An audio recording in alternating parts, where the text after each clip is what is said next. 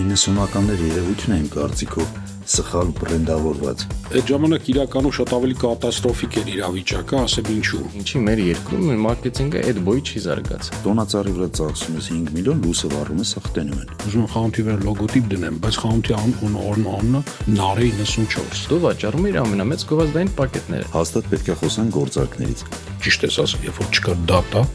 չկան թվեր, այսինքն չկար բիզնես կամ կոմերցիոն հենակետ, հա, ինչով դու կգնայիր ու այդ արգումենտներով կսկսեիր վաճառք իրականացնել, բայց կար հավատ։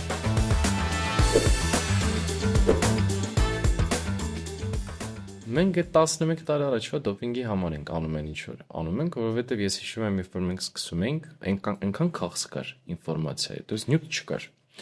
Բացի դրանից նյութ չկար, YouTube չկար։ YouTube չկար, հա, ու Նյութ չկար։ Չէ, երբ գովազդով զբաղվում ենք, հաստատ YouTube չկար։ Այն նյութը, որը կար, արդեն շատ շուտվանից արդեն բան էր, outdated վիճակում էր։ То есть այդ ժամանակ համալսարանում դասավանդում էին PR-ը եւ գովազդի կարեւորությունը թերթերի միջոցով օրինակ, հա, то есть այդ ժամանակ եթե դու նմանատիպ նյութեր պետական հաստատությունում խոսացվում կոպիտ ասած, մենք որտեղից նյութ վերցնենք։ Մարդը ինքը գտնում դուրս ինչ-որ, որը մեկի չոր ծանոթնա, որը այդ պրոֆիլով աշխատում է, ասենց բռնում էինք, ասենց կոկորտից բաց չթողեինք, մի բան սովորեինք, որտեղ նյութ չկար։ Հիմա մոտ ավելի դինոզավրային թեմա էր, որտեղ ես սկսել եմ զբաղվել 92 թվականից, ինչ վախենալու անջում, բայց այդ իրականություն է, էլի։ Ու 94 թվականին հիմնադրեցինք Պարադիզ, առաջին չէ, կարող կային ինչ-որ էլի գովազդային գործակալություններ, բայց առաջին գովազդային գործակալությունն էր Պարադիզը, որը ինստիտուցիոնալ սխեմայով էր աշխատում, մենք իրականացնում ենք վաճառք պետական երկու հեռուստաալիքներում։ Շատ հետաքրքիր է ու զավեշտալի, որ այն ժամանակ նույնպես վարկանիշներ էինք ներկայացնում, երկու հեռուստատեսություն, սենց իրար հետ մրցակցեն ու իհարկե մասնավոր թիվները նոր սկսում էին աշխատել, բայց այդ կրթական բանի մասով մի փոքրիկ դրվագ մեջբերում։ Այդ թվերին ընկերներով մեկնեցինք Մոսկվա, ու այդ են տարիներն էր, որ Մոսկվայից եթե հետ ես գալիս, պետք է ինչ-որ կենցաղային իրեր էին բերում, հա, տարբեր չինեմ, ռադիոտեխնիկա բան։ Ես երկու արկղ գիրք ու գրքերը ամբողջությամբ նվիրված գովազդ, PR, վաճառք։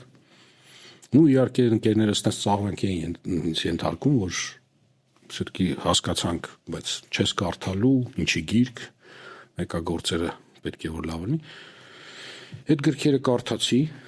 օգուտ տվեց, որտեղ ես հեչում էի ուրիշ աղբյուր։ Այդ ժամանակ մեր համար աղբյուրը մեկ էլ անալոգը, հա, սենց ասենք, այն ինչ որ փորձում ենք նոր սկսենք, ցավոք սրտի թուրքական հեռուստատեսություններն էր, որը ինչ որ չափ Հայաստանում հասանելի էր այդ դեռ մեկը եւ այլն, ունդ գնում էր գովազդ, Սև ավտոյի սերիալի, հա, արանքներում գովազդները գնում էր, այնց ընդհանուր փորձում ենք պատկերացում կազմել։ Այո, համաձայն եմ։ Իմիջիայից ասեմ, Հայկ ջան, այսօր է սով կա, որովհետեւ ճիշտ է այսօր ինչ-որ բուհերում դասավանդում են, հա, ես նույնպես ասեցի դասավանդել եմ ինչ-որ ժամանակ, բայց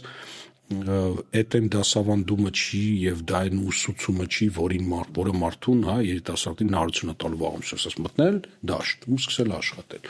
Մինչեւ այդ երիտասարդը չգա, օրինակ չինեմ մի հատ ձեր գործակալության կամ մեկ այլ գործակալության մեջով պրիզմայով, այդ պրակտիկայով, այդ ստեփերով չանցնի, ինքը չի դառնա գործող մասնագետ, նույնիսկ էլ եմ ասում, անկախ ամեն ինչից, թե ինչքանով լավ որակով կրթություն է ստացել։ Դուրսն էլ կա այսօր կրթական խնդիր, որտեղ հատկապես գովազդի ու կարծում համաձայն կլինեք, այն ոլորտն է, որը այսօր արդեն աճում է ոչ թե ժամ առ ժամ, այլ րոպե առ րոպե։ Շատ արագ է։ Ակտուալ մնալը շատ դժվար է այս ոլորտում։ Շատ դժվար է, ու համաձայն եմ քո հետ, ու մեր հյուրն այսօր այս թվում ամենակարևոր վախտն ասել, որ մեր հյուրն Թովմասյան Հովհաննեսը, որ գովազդային շուկայի Հայաստանում ակունքներում է եղել, ոնց որ 92-93 թիվ որ նշեց, ես իրականում 92-93 թիվը չեմ հիշի հոր ջան, բայց 2000-ականների սկզբում ֆրագմենտ։ Հա, բայց 2000-ականների սկզբում Հովոն տենց ճակատի առաջնագծում էր ու այդ ժամանակ համ դուք ձևավորում ենք գովազդային շուկան, համ դուք ձևավորում եք իր ընդհանուր վաճառքի մեխանիզմները, համ քոնթենթի մասը, որովհետև դու եթե սխալ եմ ինձ ուղղի, դու զբաղվել ես գովազդի վաճառքով, նաև, չէ՞, թիվ հեռուստատեսությամբ։ որը նաև վաճառքը շատ հետաքրքիր երևույթ է, վաճառքը հենց այդ գործարքը կապելու երևույթն է, որը որ քեզ միշտ ստիպում է ոչ թե մենակ վաճառել ինչ որ դու ունես, այլ մտածել ինչ պետք է մի հատ ստեղծվի, որ ավելի հեշտ վաճառվի։ То есть այնտեղ երկու կետը շատ սիրուն միանում է իրար ու դրա համար դժվար է ասել, թե որն է առանցքային այդտեղ։ Այդ ժամանակ իրականում շատ ավելի կատաստրոֆիկ էր իրավիճակը, ասեմ ինչու։ Ու պատկերացրա 90-ականները, սկիզբ մեջտեղ դեպի ավերջ, այդ դեպի 2000-ական, այն ինչ որ հիմա կա եւ մոտավորապես այն մարդկանց շրջապատում ես հիմա նստած եմ, առասարակ նման մասնագիտություն կամ ուղղվածություն գրեթե չկար։ Այսինքն չկար բրենդինգ ինստիտուտը, չկար տարական դիզայներներ կային, նոր սկսում ինչ որ աշխատել, հա, բայց ասենք ինչ-որ կոնցեպտ մշակել, ռազմավարություն մշակել, մարդը ապրանք էր ներմուծում, կամ մարդ ուներ մի հատ հագուստի խանութ։ Դա գովազդը ինչ պետք է լիներ, գալիս ենք դնում ենք տեսախցիկը, մի հատ աջ, մի հատ ձախ, մի հատ վերև, մի հատ ներքև, համեցեք էս սրա իտալական եւ ամերիկյան կաբանը հագուստ, հասկանաք մենք վերջում տրադիցիոն կաշեն, որի վրա հասցեն եւ այլ։ Գովազդը դա էր, բայց ժամանակը գնում էր առաջ։ Առաջանում են նոր խնդիրներ, նոր պահանջներ։ Այ գիտեք, ուզում եմ խանութի վրա լոգոտիպ դնեմ, բայց խանութի անունը Նարե 94, ասենք։ Դու պատկերացնում ես, չէ՞, տվերին անվանումները կամ brand naming-ը առասարակ զարգացած։ Okay, եկեք նոր անուն։ Այդ ամեն ինչը ուսերիներ են գնում։ Չկային գործակալություններ, չկային բրենդինգով զբաղվող գործակալություններ, դիզայներական գործակալություններ։ Այդ ամեն ինչը գալի հանգում էր նրան, որ եթե ինչ-որ մեկին գովազդ էր պետք, իսկ այդ ժամանակ գովազդի տեսակետից ակտուալ էր միայն հեռուստատեսային գովազդը, ու կարող է մասամբ outdoor-ը ինչ-որ տես նոր էլի սկսում էր։ Եվ երբ որ գալիս էին, ծեցում էին հեռուստատեսության դուռը, ասում են, մենք ուզում ենք գովազդ, հետո դնում են ինչ-որ առաջ բերում են ինչ-որ խնդիրներ, հա, հոп դիզայներա պետք է, էսա պետք է, ինչ-որ բուկլետա պետք պատրաստել, հա, բարձում ինչ-որ էքսպո է, բան, դու անկախ քեզանից չունենալով այդ բազան, այդ գիտելիքը, առասարակ, հա, սկսում էր ամեն ինչը համախմբել, սկսում էր մարդ, բերում էր, մտածում էր, նստում էր իրանց հետ միասին, այսօր արդեն արդիական բրիֆ կոչեցյալի շուրջ, հա, դնում էր խնդիրները, տասկերը, անում էր բրենդավորումը, փաթեթավորում էր այդ կազմակերպությանն ու իհարկե բնականաբար խոսքը գնում է տարիների լեվելի մեջ էլի ու մի խոսքով զբաղվում էր այն ամեն ինչով, ինչով հիմա զբաղվում են ամբողջական ցիկլ, full cycle, հա, ամբողջական փուլով գովազդային գործակալությունները։ Բայց այո, ճիշտ ես ասում, այդ վաճառքի ինստիտուտը այդ ժամանակ էլ ավելի կարևոր էր կայացման փուլում էր, որտեվ առասարակ գաղափարներ պետք վաճառել գովազդի, մարքեթինգի ու իսկ այն թվերին, եթե հիշում եք, չկային գովազդային դեպարտամենտ, մարքեթինգի հիթ, ավագ, չգիտեմ, մասնագետ կամ կար սեփականատեր իր բարեկամներով բիզնեսի տերը, հա, որը ամբողջությամբ կուրացիա էր անում նաև այդ ամբողջ process-ը, այսինքն եւ հեղինակությունը ընկերության եւ դրա կոմունիկացիան եւ իր մեսիջ ամբողջությամբ ու այդ մութ սենյակում շատ դժվար էր անկեղծ ասեմ,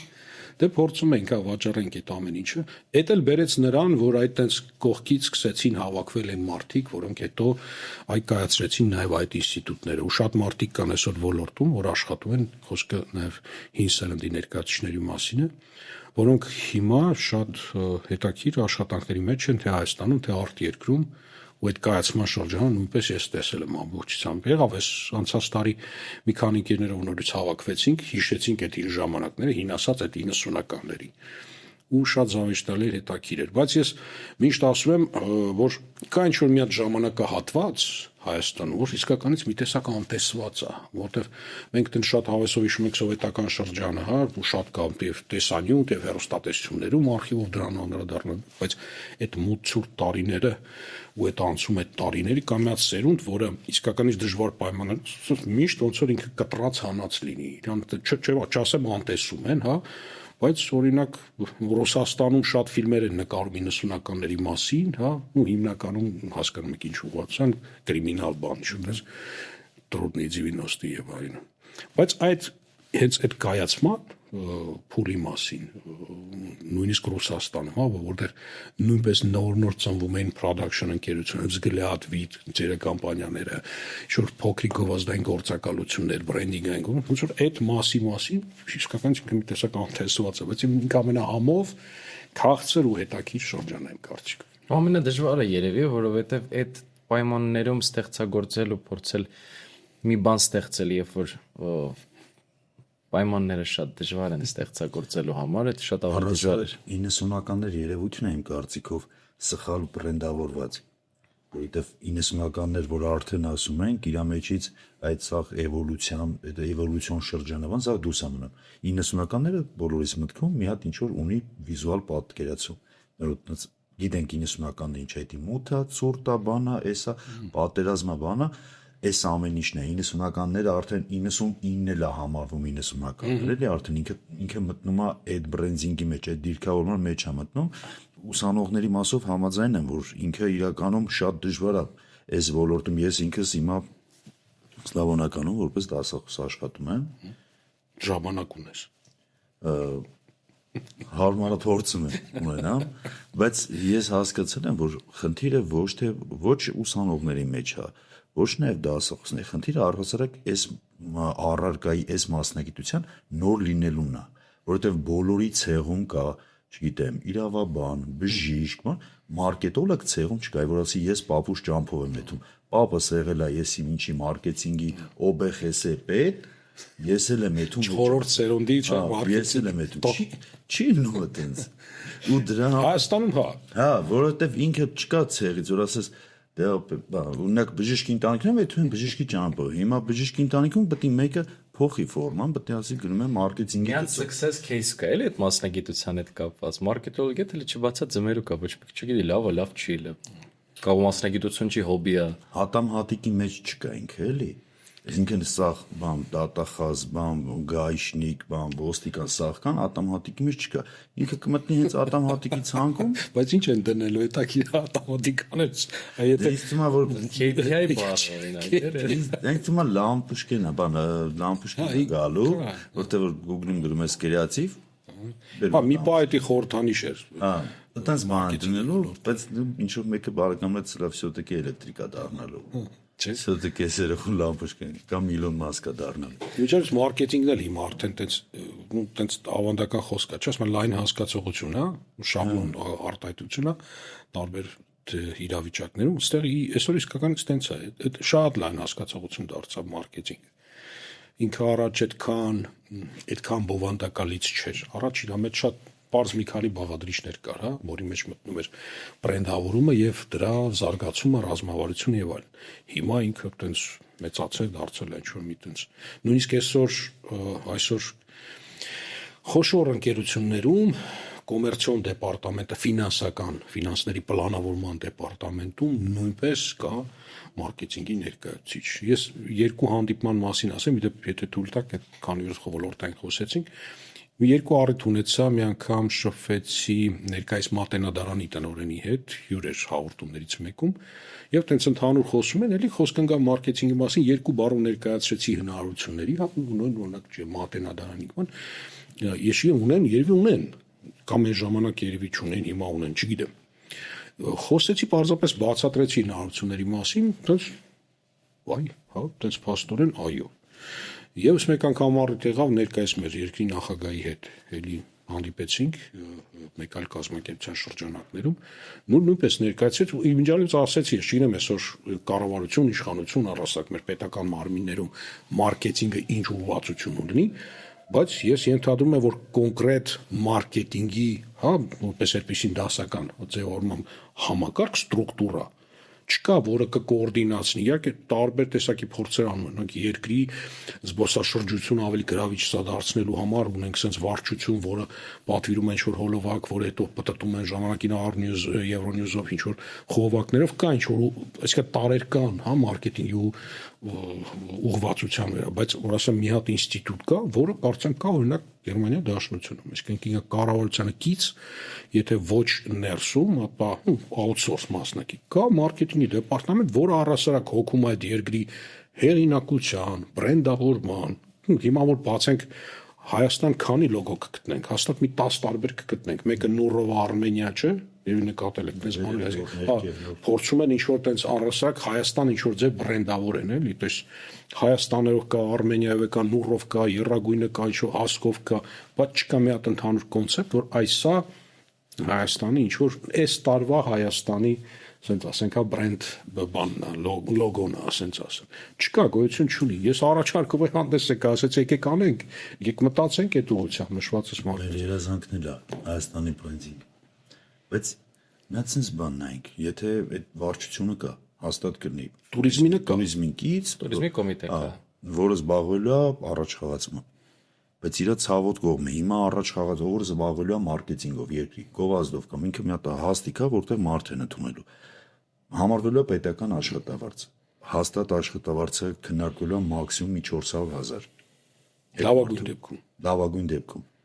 մեծ կամպանիաները վերցնենք, հայկական բրենդները չեն կարա անգամ 3 այդ թվից ներքև գումարով բերեն մասնագետ։ Եթե մի հատ բրենդի բանա մարքեթինգի ղեկավարը պետքա բերեն 1.5 միլիոն, ինքը գա մի հատ բրենդ գովազդի։ Անշան, նայ, խոսքը գնում է երկրի, Դրա համար եմ ասում, իսկ պետությունը չի կարա այդտենց ասի ժողովուրդ մենք որոշել ենք նախարարի աշխատավարձը ենթադրենք 1.100,000 է, բայց այն մարդը որ զբաղվելու է երկրի մարքեթինգով իրանը 3.5 միլիոն։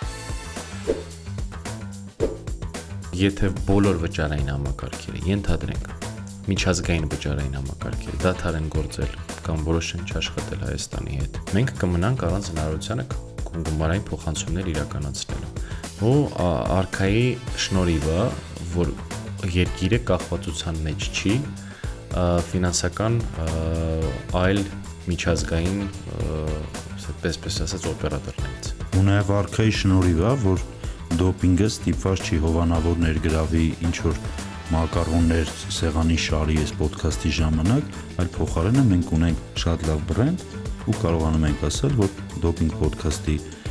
հովանավորն է արքա ազգային վճարային համակարգը։ Չեմ համարձակվի հիմա այդպես շատ վստահ ասել, որ չկա մարքեթինգի, ոչ թե մարքեթինգի, ենթադրում որ չկա մարքեթինգի դեպարտամենտ, կան ինչ-որ վարչություններ, որոնք այդ ուղղությամբ զբաղվում են, կարողական վստահ չեմ, բայց ես հակված եմ միշտ խոսել արդյունքից ելնելով։ Հիմա եթե փաստացի, կարծում եմ դուք եք համաձայն, տեսնում եք, որ առանձնապես հա ճակերտներում լուրջ աշխատանք չկա արված եւ կա ինչ-որ սիմբիոզ տարբերում, ուրեմն ինչ-որ մի բան լիարժեք չի աշխատում։ Եվ այո, եթե խոսքը գնում է երկրի հեղինակության, երկրի հանդես գալու, բրենդինգի եւ այլ բանոց, վստահ եմ, որ ես երկիրը ունի այդ ռեսուրսները, որ վարձի կամ տենդեր հայտարարի կամ չգիտեմ ինչ-որ բանալի, որ մասնավոր գործակալություն, որում լավագույններից մի քանիսին վստահի այդ ամեն ինչը, չէ՞ որ մենք տեսնում ենք ինչ հսկայական գումարներ են ծախսվում պետության կողմից, հա, ինչ-որ մի շարք միջոցառումներ։ Սկսած ամանորի ես իմ իդեպ կողմնակից եմ, այնպես չէ որ դա ասում են նրա որ այ վատնա, չէ, շատ լավ է, պետք է դա լինի։ Ու այո, պետք է այդ ուղղությամբ փող ծախսվի, ինչի՞ չէ։ Ինձ թվում է Մասնակցեք որ տենդեր լինի։ նույն ամանորը, երբ որ ամանորի ձևավորումն է կամ ամանորյան միջոցառում, ինքը շատ հստակ իր օրն ու ժամկետը ունի, որտեղ որ պետք է հասցնել այդ ամեն ինչը իրականացնել։ Այսինքն մարքեթինգային ռազմավարության ի տարբերություն նրան, որը պետք է 5-ից 10 տարվա ռազմավարություն լինի, մշակվի, որը որ բավականին շատ ավելի ստրատեգիայի տեսանկյունից ավելի ծավալուն ու ավելի բարդ է։ Իսկ դու պետք է ունենաս 5-ից 10 տարվա ստրատեգիա, դու պետք է իմանաս ինչը չես անում, ինչը չես կոմունիկացնում, հա, քո չեները կոպիտ ասած կոմունիկացիա, իմանաս ինչ ես անելու, որ ուղղությամբ ես գնալու, ու ամենակարևորը լինես հետևողական։ Իսկ ինչի՞ է մեր երկրին դժվար լինել հետևողական ու ինչի մեր երկրում մարքեթինգը այդ բոյի չի զարգացել, որովհետև մենք շատ զգայուն ենք բոլոր արտաքին ֆակտորներին եւ յուրաքանչյուր պլանավորում կարող հոդես ցնցնդի ընդամենը 3 ամիս հետո։ Քանի կազմակերպություն Հայաստանում ունեն 5 տարվա պլանավորում, ու որոնք որ հավատում են, որ այդ կազմակերպությունը, այդ պլանավորումը կա, ես լուրջ կասկածի տակ կդնեմ այդ կազմակերպությունները անգամ, որոնք պրոտոկոլը ունեն այդ 5 տարվա պլանավորումը։ Իրանք հավատում են, որ իրանք ունեն 5 տարվա պլանավորում, թե չէ։ Շատ զոր է։ Չէ, դաժե բիզնեսի տեսանկյունից շատ դժվար է, որովհետև շատ արագ է փոխվում ամեն ինչ։ Ֆինանսական հաստատությունները, այսինքն այն բիզնեսները, որտեղ ռիսկերի կառավարումը էական դեր է խաղում, կարծում եմ իրանք այո, միգուցե փորձեն 5 եւ 10 տարվա, այսինքն long term ռազմավարություն գծեն, բայց համաձայն եմ լիարժեք ու կարծում եմ դրա պատճառները մենք ինքներս ենք հասկանում։ Հայաստանում եւ արտաքին քաղաքականության եւ գեոպոլիտիկա եւ առասարակ պատերազմներ, առավիկներ, քաղաքական իրավիճակ, այսինքն այնքան ֆակտորներ կան, որ կարան դեստաբիլիզացնեն առասարակը, այդ քո ծրագիրը, որ հա, ինձ թվում է, նու չասեմ լոգիկա չկա, բայց այո, միգուցե եւ ճիշտ է, մի քիչ ավելի կարճաժամկետ ռազմավարություններ գծել, այդպես 1 կամ 2 տարվա։ Կարճաժամկետի խնդիրն էլ է նա, որ ինքը քաոտիկ երևույթ է, քաոտիկ շատ տեսք է ստանում։ Այսինքն դառնում է մի շարք տարբեր արած բաների, որոնք որ իրար հետ չեն համապատասխանում։ Մենք ստրատեգիայի, կոմունիկացիոն ստրատեգիայի բացակայությունը ցույց ենք տալիս 2 նկարով, ես հիշում եմ մեր կլիենտներից մեկին։ Ուրեմն մի նկարում կա մի հատ սիրուն բնակարան, որտեղ որ շատ սիրուն տարբեր իրեր են, բայց կապ չունեն իրար հետ։ Համաունչ չի, բայց այս բանը, չգիտեմ, լուստրան բերած է Ճապոնիայից, հասկաթորը բերած է Գերմանիայից, ամեն մեկը առանձին, որ կտրես իր կողքի ֆոնը։ Շատ սիրուն է, բայց իրար հետ մի հատ խնդրեմ դաժե Վարդուին դնի էլի այդ նկարը, այդտեղ որ ժողովրդի մականան տեսնեն։ Ու կա երկրորդը, որտեղ որ համաունչ պատկեր է։ Կարող առանձին սիրուն չեն այդ էլեմենտները, կամ դու տենց չխփնվեիր կոնկրետ։ Բայց ակնհայտ համա։ Բայց դու նայում ես ու հասկանում ես, որ այս համաունչը, ստեղ սալաթը, որի մեջ ամեն ինչ կա, բայց չի նայվում։ Դա էլ կարճաժամկետի խնդիրն է։ Դες մարքեթինգի վրա եթե ծախսի պետությունը X միլիոն դրամ, այդ արդյունքը տնալու են 5 տարում կամ 10 տարում։ Իսկ տոնածառի վրա ծախսում ես 5 միլիոն, լույսը վառում ես, ախտենում են։ Ու այդ էֆեկտը միանգամից է, ու ինքը իր դեդլայն։ Բոլորը հավաքվում են կողքը, կնոպկեն սխում ես, երևաց ծախսը։ Մարքեթինգը ինչի Չափելի է շատ։ Մարքեթինգը ինչի լույսը վառն։ Նո չեն ասելու լավ է լինելու։ Դրա համար ինձ թվում է մարքեթինգի այդ երկարաժամկետ բանի մասին, եթե խոսում ենք երկարաժամկետ պլանավորման ու ծախսերի, ինքը դառնում է ոչ ակնառու ծախս։ Իսկ այդ ենթադրում է, որ լիքը մարդ քննարկելու ու քննադատելու է։ Սուլա մեզի պետք է էսի։ Ու ավելին, բացի դրանից, որ ոչ ակնառու ծախս է, այդ ծախսը իրականում, եթե նայում ես, որ հավանականությունը, որ դու շեղվելու ես այդ քաղաքականությունից, կամ էլ ինչ-որ արտաքին խնդիր է լինելու, որը որ իր ակտուալությամբ հաստատ ծածկելու է այս հարցը, դու կարող նայես ու հասկանաս, որ այս գումարը ռիսկի տակ դնելու եւ ուղղակի ֆինանսական կորուստ համարելու բավականին մեծ շանս կա, որովհետեւ դու այսօր եթե մի բան անում ես ու չգիտես 3 տարի դու նույնը կարողանալու ես անես, թե չէ, 4 տարի դու նայելու ես հետ ասելու ես անիմաստ է, եթե պետք է առաջի տարին անենք, երկրորդ տարին չանենք։ Միջորոց թվերը հենց նենց ես ասում, ասեմ ինչի։ Հա, հենց 3 տարի, 4 տարի, 5 տարի։ Չէ, մոտավորապես Եթե հանգարց ի նկատի ունեմ քաղաքականության մեջ, եթե որովհետեւ ծրագիրս մշակում, որի ինչպես ոնց ասես բերքերը պետք է քաղաք 4-5 տարի հետո, սովորաբար ընտրությունները 4-5 տարի հետո ալին։ Ու աստված գիտի այդ քո ցանած սերմերի, այսպես ասենք, սերմերի հա բույսը կամ բարիկները ով է քաղելու։ Հնարավոր քաղաքական դաշտում փոփոխություն լինի, մեկ այլ քաղաքական ուժ կա, լուրջ փոխվի ստրատեգիա։ Ատիկից հետո կարմիր անեկդոտն է, չէ, ասում արի ու ապացուցի, որ ես տրամվա եմ սպասում, ասում արի ու ապացուցի, որ ես եմ հիմքերը դրել 5 տարի առաջ, այս ռազմավարության ու տեսեք դու։ Մի հատ արտահայտություն կա, ինձ թվում է, որ այդ արտահայտությունը եւ բիզնեսի ստագնացիայի արտահայտությունն է եւ լուրջ տարբեր տեսակի զարգացումներ, ասում սպասի տենանք ընտրություններ ինչ ալնելու։ 20 տարի մինիմում ես այդ ֆրազը հիշում եմ։ Դա շետի երն է երախուն ասում։ Մայցանի վարած պասես ընտրություններն ասում։ Մինիմում 20-25 տարի ես այդ ֆրազը հիշում եմ։ Ու նենց մարդիկ են ասում ամենակարևորը, որ նրանց մեծամասնությունը կապ չունի իրանց համար ինչա փոխվելու։ Այսինքն իրանց վրա որևէ բան չի անդրադառնալու, էլի, որոնք որ չգիտես խիստ սպասում են փոփոխությունների։ Բայց այն ժամանակ հայկելի մեջ բերեմ էլի տենց 2000-ականների սկզբին, երբ որ ստեղծում էինք մի մեդիա կառույց, հա, իր հեռուստատեսային ճյուղավորումներով եւ այլն։ Այն ժամանակ պատկերացրու մենք նույնիսկ այդ դժվար տարիներին մենք տենց շատ այդ մեր թիմը հիմնական շատ տենց հեռանկարային ծրագրեր էինք մշակում։ Ու այն ժամանակ թե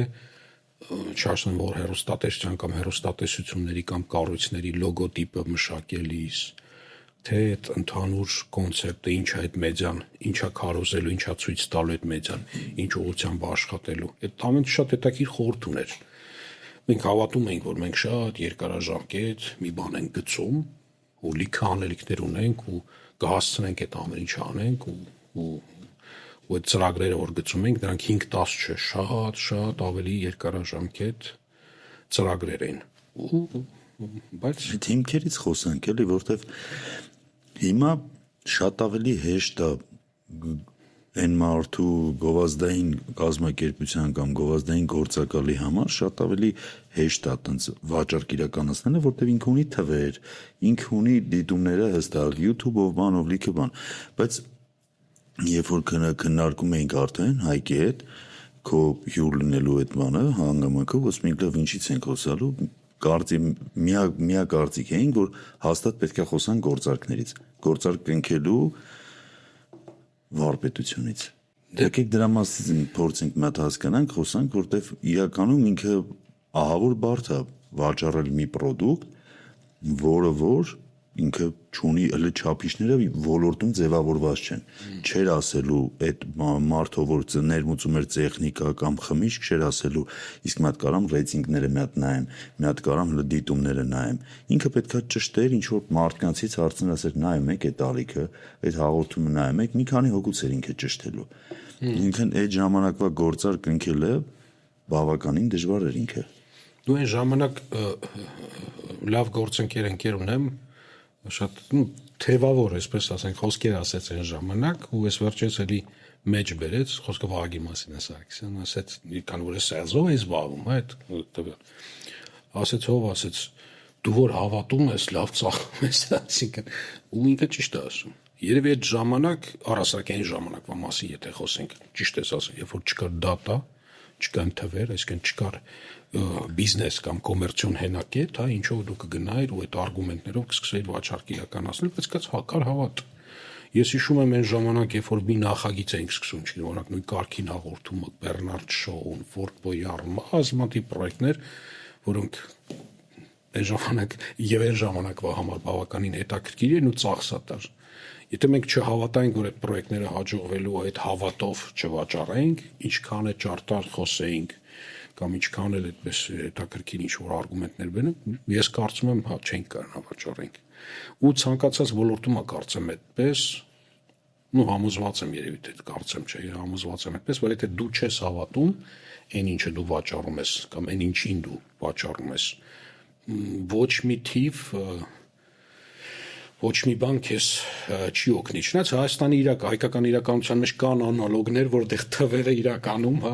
ավելի կարևոր են, հա, խոսքը օրինակ հեռուստատեսային վարկանիշների մասին է,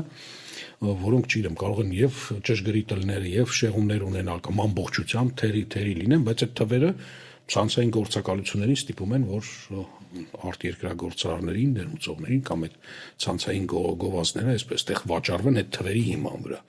Բայց լոկալ գործարարները այն ժամանակ մանավանդ նրանք նույնպես հավատում են ու այդ հավատքն էր, որ բերում էր վաճառքի։ Ու կարծում եմ, դա են գիտակցում, հա, օրինակ եթե դուք որևէ ընկերությանը ներկայացնում եք բրենդինգի կամ, չգիտեմ, ձեր գործակալության շրջանակներում ինչ-որ առաջարկ, պրեզենտացիա կոչեցյալը ինքը պետք է լինի մաքսիմալ ճիշտ, բովանդակալից, տպավորիչ եւ այդ պրեզենտացիայի process-ն էլ չէ, պետք է այնց ընթանա, որ հավատներ շնչի։ Apple-ի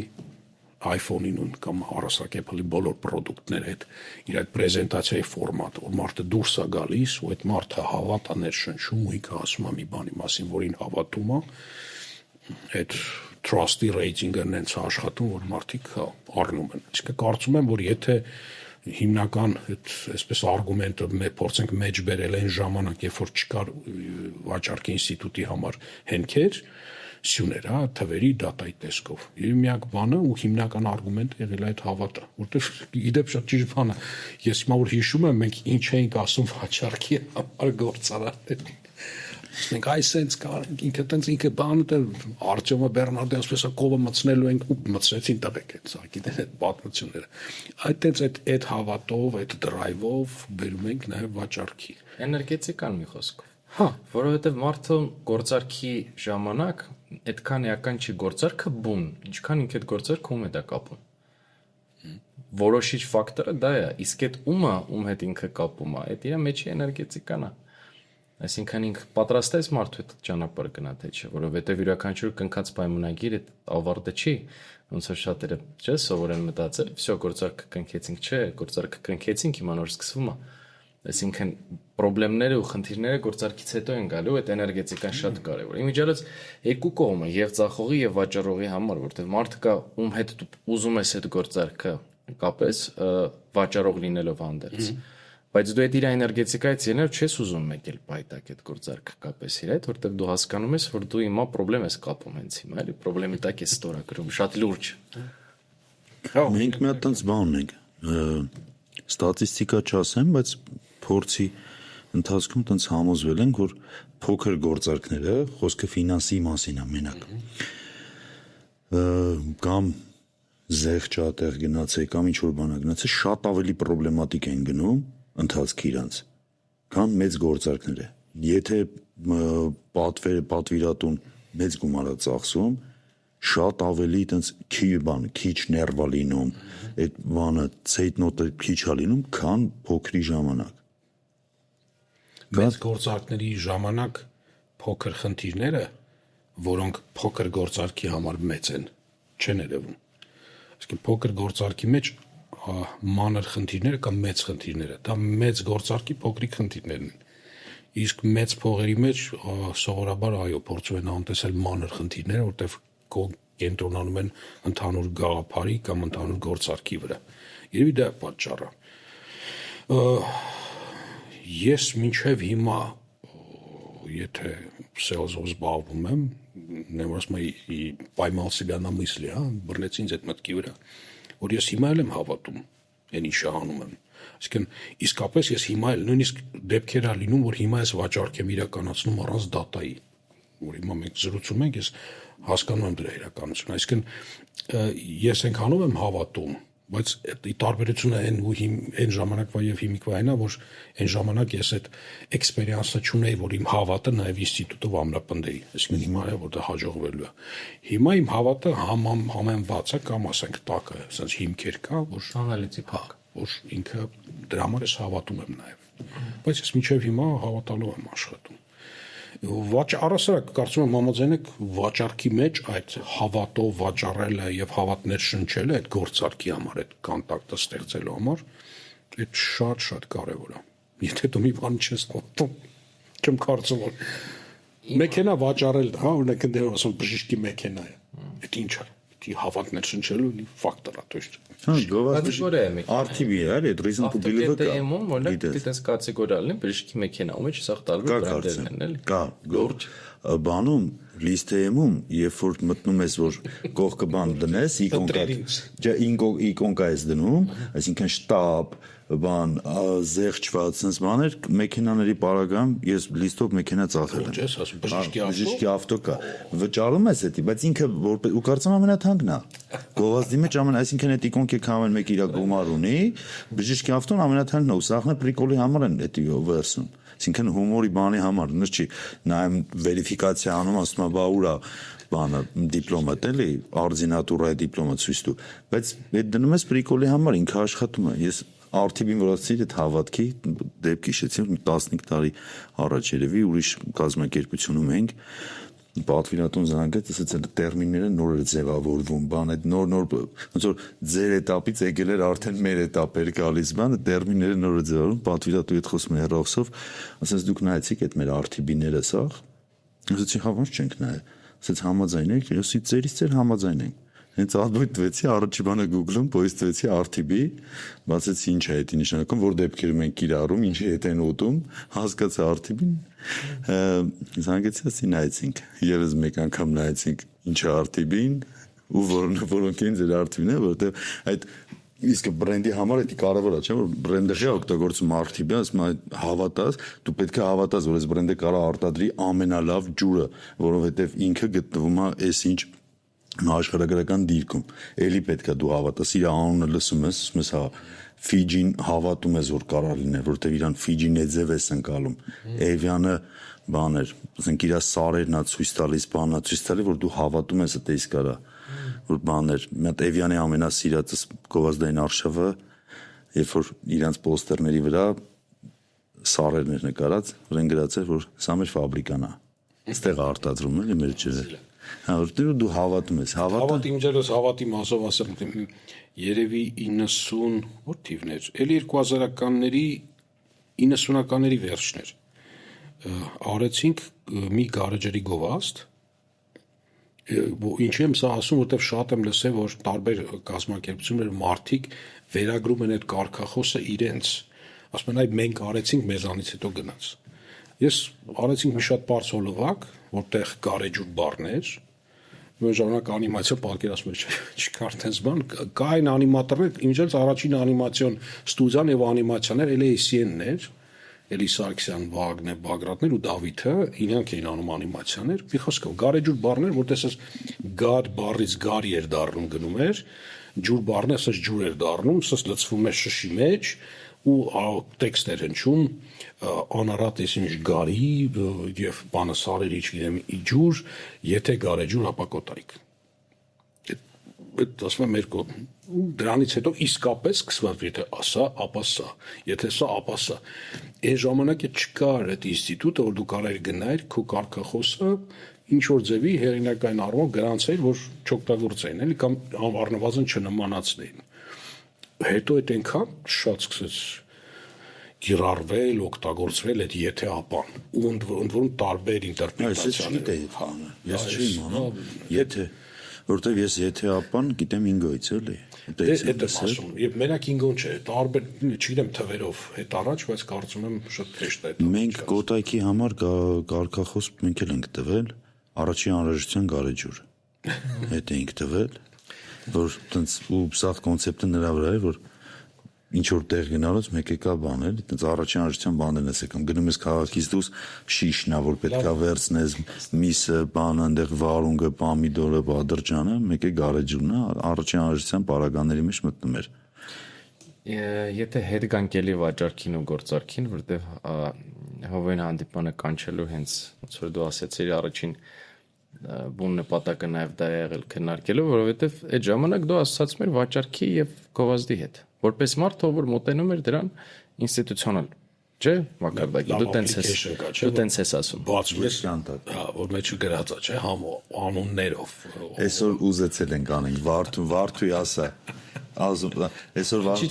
Վարդուն ասցիարի ռուբրիկան մտնենք մեր ոդքասթում ամենասկզբից հյուրին պրոստ հա ասացի բանա հյուրին մի անգամից ներկայացնուց առաջ համարը հավաքենք ու տենանք ոնց վտանգավոր բայր կա։ Վտանգավորը, բայց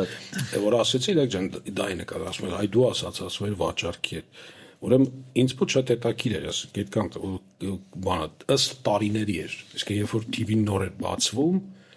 գրվում էր գրել են հոմը մեծ մաս հովո Armenia TV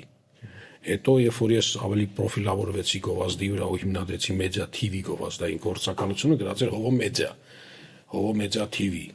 հետո որ առհասարակ գնաց մի քիչ էլ այդ process-ը գրվում էին արդեն հովո գովազդ ու ես մշտապես իմջալից հետաքրիր էսա քեզ էլ եմ հարցնում ես իմացել եմ մեծ ո՞նց է գնաց ես իմացել եմ մեդիայի հովո հա մեդիայի հովո հովո մեդիա կար մեդիայի հովո ես այդ վերսիաները Հիմա գրած անուն ազգա բայց վաճառքի հետ չեմ ասոցացու անկեղծ ասում այսինքն չէ ես նեղ մասնագիտական ոլորտում նկատի ունեմ որտեղ որ դու վաճառում ես ամենամեծ գովազդային պակետները ամենամեծ պրոյեկտները դուք ստեղծում եք պրոյեկտները ու դու վաճառում ես այդ պրոյեկտները Ну,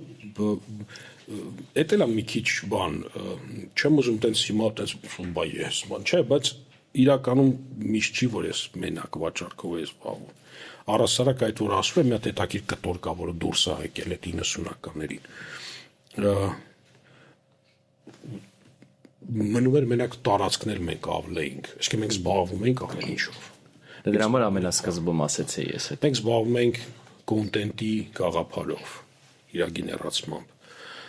մտնում ենք ինչ որտեղ սցենարների կամ իդեաների մեջ մենք զբաղվում ենք պրոդյուսինգով ընդհանուր մինչև այն որ այդ պրոյեկտի համար աքսեսուարներ դեկորատորներ ենք աշխատում չէ պակաս բանկար գնում ենք առնբերում դնում ենք մենք զբաղվում ենք այդ կոնտենտում այդ մարդկանց հաստավ հավաքելով այսինքն HR-ի ֆունկցիային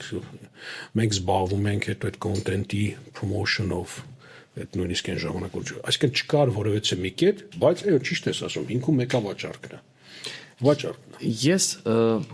որպես նաև վաճառքով սկսած զբաղված մարդ, ես հասկացել եմ, որ յուրաքանչյուր մարդու կյանքը բաղկացած է մի շարք գործարքներից, հաջողված եւ չհաջողված։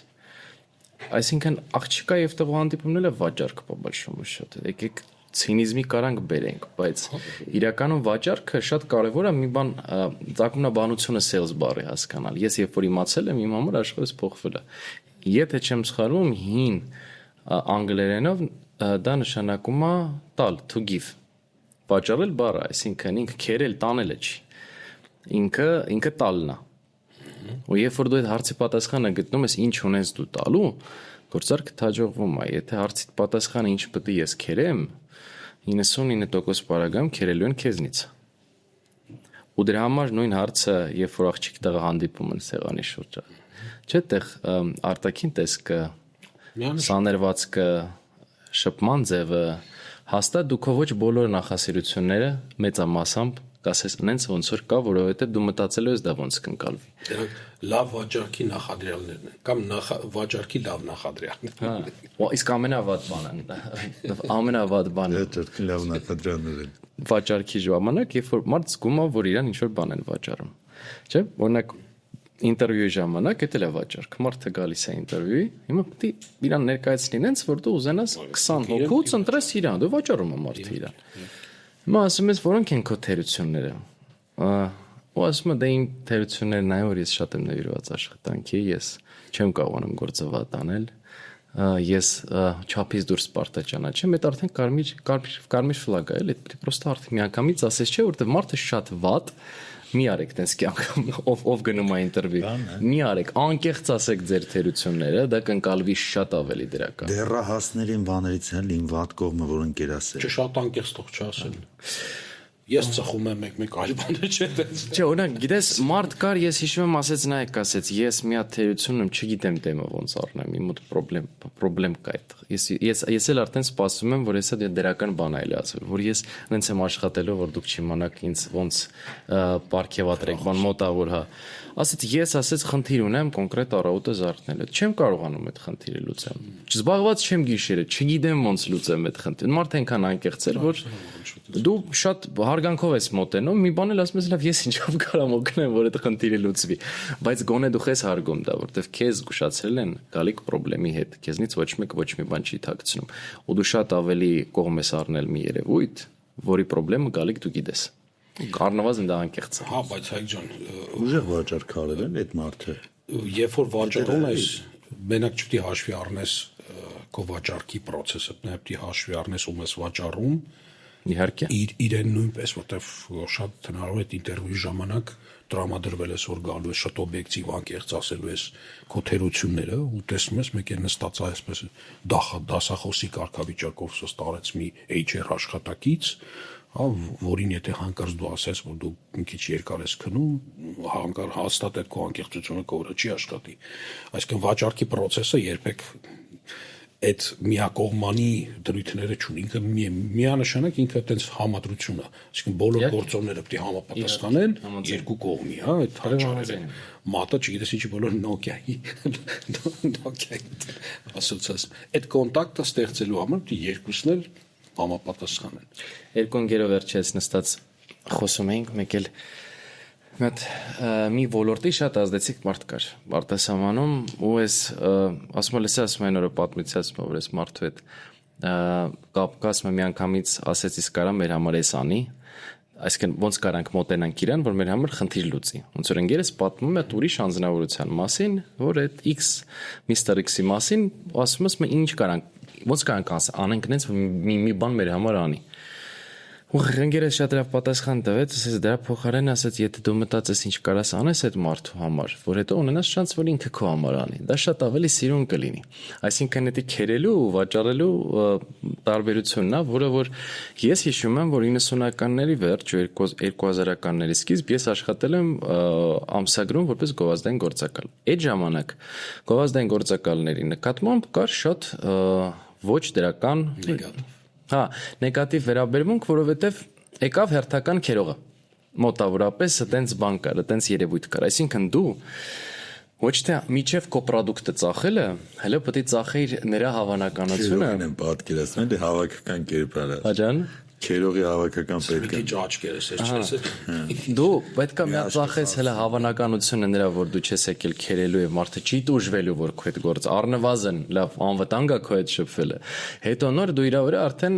փորձես տպավորություն գործես մարդու որ բերել է այն ինչ որ իրան պետք է ու դա process էր որտեվ դու ոլորտ պետք է ծախեիր կոպիտ ոլորտի վարկանիշը պետք է փոխեիր հետո նոր կանայր վաճառեիր ինչ որ պետք էր ու դժվար էր իրոք այդ տարիներին լիքը մի պանյատնի աղջիկեք կային կարճուպկեքով որոնք որ բան sales-ի մասնագետ էին, բայց կարճ յուբկեքով էին աշխատում ու անհասկանալի շեշտադրումներ էին անում, դրա համար օրինակ լույս չէին ընդունում են մարդուն, որ տենց արդեն կոստյում գալստուկով էր գնում հանդիպման կոպիտ, որտեվ այդ կերպարը չէր, բրենդինգը ուրիշ էր, էլի, դա խոպե աղջիկ կլինի, սկսենք դեիտ։ Հա, լրիվ ուրիշ էր, էլի։ Ու աղավաղված էր, բայց այն պահին, երբ որ ես ասում եմ հանդիպեցի այդ բառի նշանակությունը, ու դա ոնց որ դու ես պատմում, որ ասում ամեն ինչով զբաղվել եք, մենք երբ որ աշխատում ենք BB Media-ում, ու գործարքը սենց էր, դու վաճառում էիր մարդուն LED էկրաններով գովաստ։ Հիմա օքեյ, անգամ եթե ինքը հասկացավ, որ իրան պետք է տեղ լինել, իր մոտ մի 8 հատ նոր հարցածակում։ Ինչ պրոդուկտով, ինչ վարկյան տևությամբ, ով կնկարի տեսահոլովակը, որտեղ կտեղադրվի, լսի, բայց ինչ բյուջե ինքը տրամադրի էկրանին, կամ մի մասը ճիշտ է ստեղ, մի մասը ճիշտ է այնտեղ, ու հենց այդ հարցերի շնորհիվ մենք սկսեցինք հովետ մտածել այդ հարցերի շուրջ ու դրա այդ հարցերի շուրջա, որ մենք այսօր նստած ենք դոպինգում ու մեր մոտ զարգացել են գովազդային գործակալությունը, որը ի հայտ է եկել որպես պատասխան այդ հարցերին, որտեղ մեր LED-ը չէր ծախվելու այդ ժամանակ, եթե մենք չիմանանք ինչի է իրան այդ LED-ը պետք։ Իսկ իմանալ ինչի է իրան այդ LED-ը պետք, դու չես կարող ասես մամայով քեզ պետք է, ինքն ասի դե որ ասում ես, հարց չկա ինձ պետք։ Դες այդ կոմպլեքսի մոտեցումը վտերին է։ Նայած այդ մամայի արևում ես ասում, որտեվ կարող դեպքեր լինի, ասես մամայի արև պետք է, դե որ պետք է, ուրեմն տեղադրեք գարատեց լինի։ Ես ժամանակ կար, որ երբ որ գովազդային հոլովակ պետք է նկարեիր կամ ինչ-որ գովազդային արշավ պետք է քննարկիր, չանատականացնեմ էլի, բավական էր, որ դու ասեիր, այ մեզ հոլովակում մի հատ շատ գեղեցիկ երեխա պետք բան հետաքրքիր, թորնիկի բանը, հա, այդ գիրա բանը, հա, տրենդ դարձած երևույթ է, դրանցի շատ է սիրում։ Խոսել, կարծում այսօր էլ կարող եմ միգուցե ինչ-որ աուտդորը կամ դիզայնի մեջ ասում եմ, «Яу, գիտես, ինչ սիրուն թորնիկ ունեմ»։ Նկար, հա, իքներ մեզ պետք։ Վերջ Թորնանն հա։ Գործարքը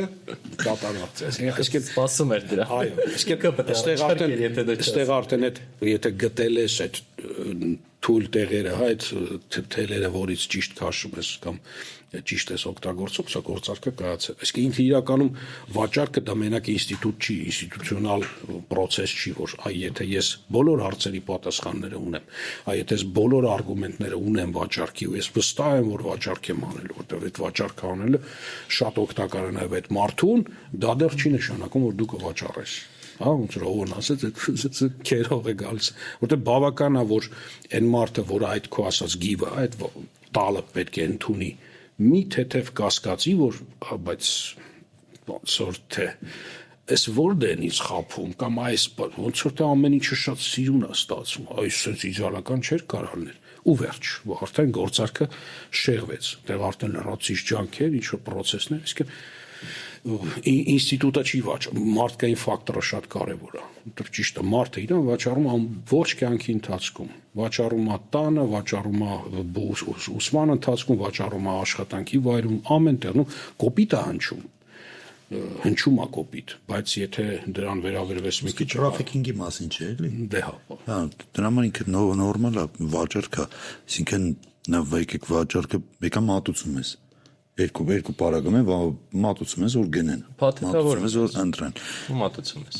Բայց այդ թորան ֆակտորը շատ լավն է։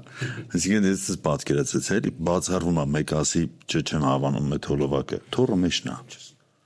Իսկ թորը էդի քաղցր բան է։ Որտեղ շատ հանճարեղ ֆիլմ կա, կարծում դուք ել եք սիրում, հա, որտեղ Ֆրունզե Մկրտչյան ավտոշուկայում մեքենա վաճառում։ Տալիս եմ ձրի։ Չունեմ, ասում ես կտամ։ Առասարակ հայերի մեջ այդ վաճառքի այդ բանը գիտեք էլ այդ յուրահատուկ այդ ավտոշուկան էլ, որի ինստիտուտի միջալոց հիմա փոխվեց ամբողջությամբ, հա, որտեվ Ծալվող կոշիկը վառվող կաշին վաճառքի process։ Այդ ֆիլմը առասարակ մեր հին ֆիլմերի միջալոց շատ են բնութագրում նաև մեզ հայերիս այդ մանր էլեմենտների մեջ այն ոլորտների, որոնք հիմա արդիական են, հա, նույն մարքեթինգի մասը, որ նայում ես այսօրվա մարքետոլոգի աչքերով այդ հին ֆիլմերում ինչ նյուանսներ կա, ապշում ես էլի բան չի փոխվել։ Նույնը։ Բան չի փոխվել։ Մեր Մկրտչյանի այդ կինո որ հիշեցինք, բանը խոշոր շահումը, որտեղ որ ինքը հանդես է գալիս որպես վատ վաճառող։ Այդ մենակ վաճառքի մասն եմ ասում, ընդհանուր ֆիլմի սյուժեն չեմ ասում, բայց լավ վաճառում է բանի մեջ, տեխնո ծառայի մեջ։ ինքը կարծեմ այն մյուս աղբերն է, որը չի աշխատելու։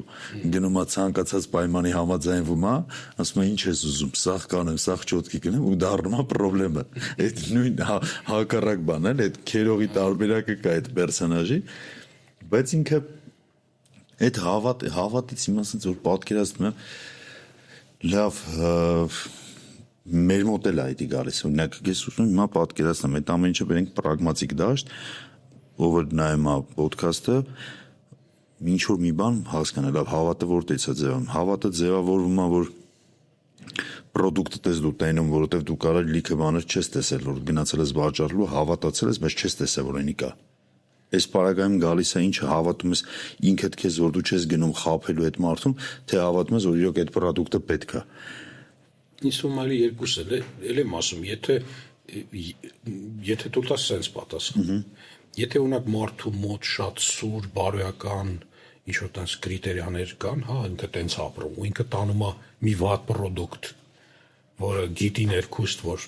վաճառքի համար այդքան լավը չի, կոնկրետ այդ մարդու համար, ու հայրեն ասած ինքը կվառի հաստատ իրան, չէ, այսինքն ինչ որ ձև, եթե այդ մարդը բարոյական եմ ասում, պես էմոցիոնալ ֆոնը բարձր է։ Ինքը կարտահայտվի, որ այդ մարդը բերել է մի պրոդուկտ, կկաշկանդվի, դեկասի գիտեք լավն է, բայց sense կզգացվի։ Էներգետիկան է ինչի լինի, էլի նույն։ Նաև, չէ, ավելի շատ բարոյական կրիտերիա, որ ինքը բերել է մի բան, որը այդ մարդուն այդքան էլ պետք չի, բայց փորձում է վաճառքանի։ Ու ճիշտ հակառակը կան մարդիկ, որոնք հավատում են նույնիսկ շատ վատ պրոդուկտ է, բայց անենց հավատով է ներկայացնում մարդը ասում օքեյ նույնիսկ այդ դիմացի մարդը շատ ժամանակ կարող է գիտակցի որ չէ էլի ես այն չի բայց այդ հավատի այդ վստահության այդ ինչ որ բաներից ելնելով նույն թորան ֆակտորը կարա ինչ որ ազդել մեկը ինքը կարա ինքը առնի վերցնի հիմա հավատնել հենց տենց բան չի դա բավականին լուրջ դիվիդենդ է որը դու պետքա կարանաս կուտակել հիմա կա գովազդային գործակալություն հա ինքը նայում է հաջողված кейսերը հոպ էս արես հո լավ մատեր այսինքն մինչև գնալ արդեն հավատի այդ վարկանիշը այդ ընկերության հələ մինչև պրեզենտացիան մինչև բան հեղինակությունը պարզապես նույնիսկ մարդու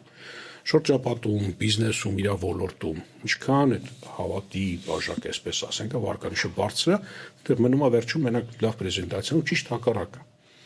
Ինձ թվում է, եթե խոսում ենք վաճառքի մասին այդ հավատի պրիզմայից, ինձ թվում է ես համոզված եմ, ես ասեցի, ես վստահ եմ, որ դա այդպես է։ Հիմնական վաճառքի հաջողության գրավականը հենց այդ հավատն է։ Ну, տարբեր ասենք թե ինտերպրետացիաներով այդ մեկը ասում է վստահությունը, հա, մյուսը ասում է մատուցման այդ արագությունը, բանը, անշեղում, բայց ընդհանուր առմամբ այդ հավատն է։ Եթե քեզ հավատում են, եթե դու հավատ ես ներշնչում, դու կարող ես վաճառել։ Եթե դու հավատ չես ներշնչում, եթե քո պրոդուկտը հավատ չի ներշնչում, որտեղ դու հավատով չես ներկայացնում այդ պրոդուկտը, չես կարող վաճառել։ Причем դու կարաս շատ անգամ ահավոր ձևի հավատաս նրան ինչ որ դու վաճառում ես։ Գնաս ճիշտ մարդու մոտ, բայց միևնույնն է միջև գործարքը չստացվի։ Այսինքն դա երաշխիք չի որ լինելու է, բայց դա все-таки պարտադիր պայման է, որովհետև հաստատ եթե մենք վերցնենք վիճակագրությունը քանի հատ պրոդուկտին, որ դու հավատացել ես, փորձել ես այդ վաճառքան ես, причем պարտադիր չի կոմերցիոնալ լինի, կարա լինի ընդհանրապես մի հատ միտք փոխանցել եմ մյուս մարդուն, դա էլ է վաճառք։ Հիմա եթե ես միտք եմ փոխանցում քեզ, դու այդ մտքի հետ համաձայնվեցիր, ես այդ միտքը ծախել եմ քեզ։ Տրամաբանությունը դա է։ Եթե ես չհավատամ այդ մտքին, դու չես հավատալու այդ մտքին, ինքը չի կարա քեզ կպնի ոչ մի ձև, որովհետև լիքը բան կա, շատ տարբեր գործոններ կան, որոնք որ ենթագիտակցության վրա են, այսինքն դու մարդու էներգետիկան ակնհայտ տեսնում ես, էլ արժի ես մարդուն հավատալ, թե չարժի, թե ենթագիտակցությունդ քեզ հուշում, ասում եմ միտեղ մի հատ խնդիր կա, իսկ երբ որ վաճառող մարդը չի, այլ ապրանքն է իրան վաճառում, այս նկատեցի դու էլ ես էլեկտրական մեքենա։ Դու իրան չես գնե, դու հավատացել ես ինչին, տեխնոլոգիային, կոմֆորտին, էկոնոմիկային, տնտեսման, այսինքն դու ինչ կրիտերիաներով ես դու առաջնորդվել, երբ որ գնել ես, իդեպ ես էլ գնացի էլեկտրական մեքենա, որովհետև այն մարդկանցից եմ, ովքեր բենզինային ներքին այրման շարժի չաթագողնեց, ինչ էլեկտրական մեքենա ու գնացի։ Բենզինի հոտը չեղավ մեքենան, գնացի էլեկտրական մեքենա։ Հիմա այստեղ էլ շատ հետաքրքիր նյուանս, այսինքն այստեղ վաճառող չկա։ չի եղել այդ բրենդերում, նու Տեսլայում միգուցե, հա, Տեսլայի սեփականատերը մասամբ, բայց չի եղել այդ պերսոնաժը, որը կար Apple-ում, որ բացի այդ լավ տեխնոլոգիաներից նաև քեզ որպես անձնավորություն, որպես այդ ընդհանուր ձևաչափ, կոնցեպտ, հա, քեզ վերջում այդ կետը դնի, հա, այդ ասի այդ բժիշկի ավտո է, որ դու արդեն գնել ես, բայց ինքը ասում է ու դու առնում ես։ Ինչի ես գնել այդ էլեկտրական մեքենա։ Քեզ չեն վաճառել դա։ Դու ինքդ ես դա գնել։ Դա է հետաքրքիր մոտեցում, որտեվ շատ ժամանակ պրոդուկտ ստեղծելը ցանկացած սնունդ կամ բան ինքնին արդեն կարա մարդը ստեղծի պրոդուկտը նենց, որ այդ հավատը դնի պրոդուկտի մեջ։ Նու տարբեր մեր տեխնոլոգիաներ կան, դա դիզայնը նենց է անում, Մևյանը սար ես նկարում, բնական ասոցիացիաներ առնեն կամ չգիտեմ ասենք յուրահատուկ ձևի ես փաթեթավորում, իդեպ հայերը փաթեթավորման հարկաներ են, իսկ թվում է ես ուսումնասիրում եմ, հա, աշխարհում տարբեր պրակտիկաներ փաթեթավորման, այն ինչ որ անում են հայերս վերջին 10 տարվա մեջ այդ մտքի ճկունությունը, հա, իրոք անջարեղ ազգենք, շատ հետաքրքիր կոնցեպտներ են մշակում։ Այսինքն ինքը ապրանքը կարա նույնպես արդեն ինստինկտյան իր կրիտերիաները մեջը պարունակի, քեզ վաճառի ապրանքը քեզ, ոչ թե դու գտնես մարդ, հա, ինչ որ տեխնոլոգիաներ կամ պրեզենտացիան, այսօր պարզապես էլեկտրական մեքենան Հայկը գնեց։ Իդեպ Հայկ հարց ինչու։ Ով քեզ վաճառեց էլեկտրական մեքենա։ Մի քիչ Իրապարագայում Իլոն Մասկը։ Չէ, հետաքրքիր բան ես հարցում, չէ իրականում ամենակիչը երևի այդ գործոնն էր։ Ես չգիտեմ ինչի, բոլորը շրջապատում, причем մարդիկ ովքեր որ ինձանից տենց ապրելակերպով տարբերվում էին։ Այսինքն մարդիկ կան, որ մենք նման ենք ապրելակերպով, մարդկա չէ։ Ու ասում են, ասում են գտեզի ասում որ ասեն որ դու այդ մեքենան քշում ես, օրինակ մեզ չէր ստացի, բայց քեզ կսած էր, ու դրան չկար պատասխան։ No, պատասխան ակադեմիական պատասխան չկար, բայց ինքը բանով look and feel-ով ու չգիտեմ խի մի քանի մեր ընդհանուր ընկերներից, որոնք որ այդ մեքենան չէին առնի կյանքում, ասում են այ քեզ կսած էր, ու դու հասկանում ես, որ քո վրա արդեն շրջապատն է ծախում են մեքենան, որի շարուն չեն իրանք բացարձակապես, էլի, որովհետև դու քո հավաքական կերպարական քո այդ ընդհանուր հայկը, հա, որպես ասենք կրեատիվ մարդ, ժամանակակից արդիական իրենք իրենց մեջ բացառում են տարբերակ, որ այս մարդը չի կարող առնչություն ունենալ այս ամեն ինչի հետ, որտեղ ինքը դրա մեջ։ Ինձ մոտ ինձ նույն մոտապես նույն ձևի եղավ։ Ես 2000-ականներից սկզբերին ես գադջետոման էի։ Ես իմ տնային բյուջեից մի ահռելի մաս ծախսում եմ գադջետների վրա, ասենք, չգիտեմ, երևի Հայաստանում առաջին ռոբոտ փոշիկուլի ես եմ ունեցել, վստահաբար եմ ասում, որտեղ հենց դուրս եկավ, որ հերթի մեջ մեկին կանգնացնում ես, ասում ես առ Ամերիկայից ուղարկի կամ տենց, եւ այդտեղ հենց հիշում եմ առաջին այդ Sony բոտը, որ բարում երգում էր, բացում էր թաթիկներով, բանում, այսինքն տենց թանկարժեք բավական հետաքրքիր ռոբոտ էր։ Ես հիշում եմ, որ այդ Bluetooth նաուշնիկները նոր դուրս էին եկել ականջի։ Ես ինչ նոր գադջետ դուրս էր գալիս, ես հիվանդի պես ուզում էի դա անպայման ունենալ, ձեռք տալ, շոշափել, առաջին iPhone-ը, մեր ընկերների շնորհիվ խանութից ուղարկեցին, մենք բացեցինք, չեմ մոտ, ի չափման, ոնց կարա սա բան, դե հիվանդություն է դա, իսկականից հիվանդություն է։ Ու այն մարդիկ, ովքեր ինձ ճանաչում են, ու հիմա էլ իդեպ, չունեմ, smart home տեխնոլոգիաները, ասենք, մեր տանը ես կիրառել եմ երևի, սուտ չասեմ, էլի 2006-7 առաջին սմարտերը գիտես, որ ասես հոսանքի միացնող այդ բանը կա, որ իրան մատով է սխվում, որ այդ ժամից անջատվի։ Հասկացեք ինչ եմ ասում։ Դա արդեն smart տեխնոլոգիա է, այսինքն ավտոմատ անջատիչ, բայց մեխանիկական, որը բավականին երկար ժամանակ կար։ Այսինքն սկսած այդ ժամանակվից տանիչում ու երբ որ ես ասում եի, չէ, տղեկ էլեկտրական մեքենան, չէ, էլի ես միշտ բարձր մեքենաներ, հա, ու չեմ սիրել ցածր սեդան կամ ու այնքան ասեցին, որ ոնց կարաս դու հա հի բան sense, ասվեց ինչի՞ չէ որ Գադջետ է, այլ գադջետ է։ Իմ մոտ մոտեցումներ մեքենայի հանդեպ այդպեսի ճիշտ ես ասում։ Հետո հասկացա որ գադջետ է, ինչի՞ չէ։ Okay, գնացի։ Բավական հաջողվել շատ գոհ եմ։ Հիմա ինձ մոտ ներսում այդ առասարակ մեքենա ունենալու, մեքենա վարելու, հա, մոտեցումը մեքենային որպես այդպեսի տուն մեքենա ծառ բան, չէ՞, sense վիճակներ կա։ Փոխվում, անես ճիշտ ասում։ գadget թեթևացավ ամեն ինչ, միգուցե որ էլեկտրականա դա, միգուցե որ այդ հարակից բաները, որ կար պետք է գնաս, լիցքավորես, այդ բենզինի հոտը, յուղը, որը ցեստենես փոխում ես, այդ ամեն ինչը, որ ասենք արանքից դուրս եկավ, ինքը դարձավ գadget, թեթևացավ։ Այդ թեթևությունը անկեղծից դուր է գալիս ուր։ Բայց ես մեկ այսամ ով աճալած կոբլայտի։ Հասարակությունը շրջապատը ոք այնքան ասեցին դրա մասին, որ ոնց դու ման այդ միատես կոնե դու մի ասա, այս վիճակը ինձ մոտ շատ եղավ։ Հետո գիտես, կա վաճառքի մեջ կամ առհասարակ վաճառքի ինստիտուտի մեջ շատ հետաքի մի կանոն կա, որ աշխատողը 100%։ Երբ որ դու վաճառում ես մի բան եւ մարդը դա գնում է, գնեց։ Հոգեբանորեն մարդը սկսում է դա գովել, որտեղ ինքը պետք է արդարացնի իր գնումը։ Այսինքն ինքը պետք է արդարացնի խելացի մարդ եմ, ես ճիշտ ընտրություն եմ կապել։ Դրա կարակը եթե մի բան է, ինչ թաքցնել դրա թերությունը, չէ՞։ Դա իսկապես այդպես է, կարծում համաձայն եք։ Այն մարդիկ, ովքեր գնել են էլեկտրական մեքենա, վաու։ Ամենալավն է, դուք չգիտեք, չեք պատկերացնում, իրանք շատ են դրա մասին խոսում, հասկանում եք։ Հիմա ես լավ ասեցի, ինձ ասում են, հա, չես պատկերացնում, ախր դու մենք էլ գնում, քշում ենք, դու պետքա քշես առաջինը, ոչ թե դու ասես կասկա, առաջինը դու պետքա լինես, ասում։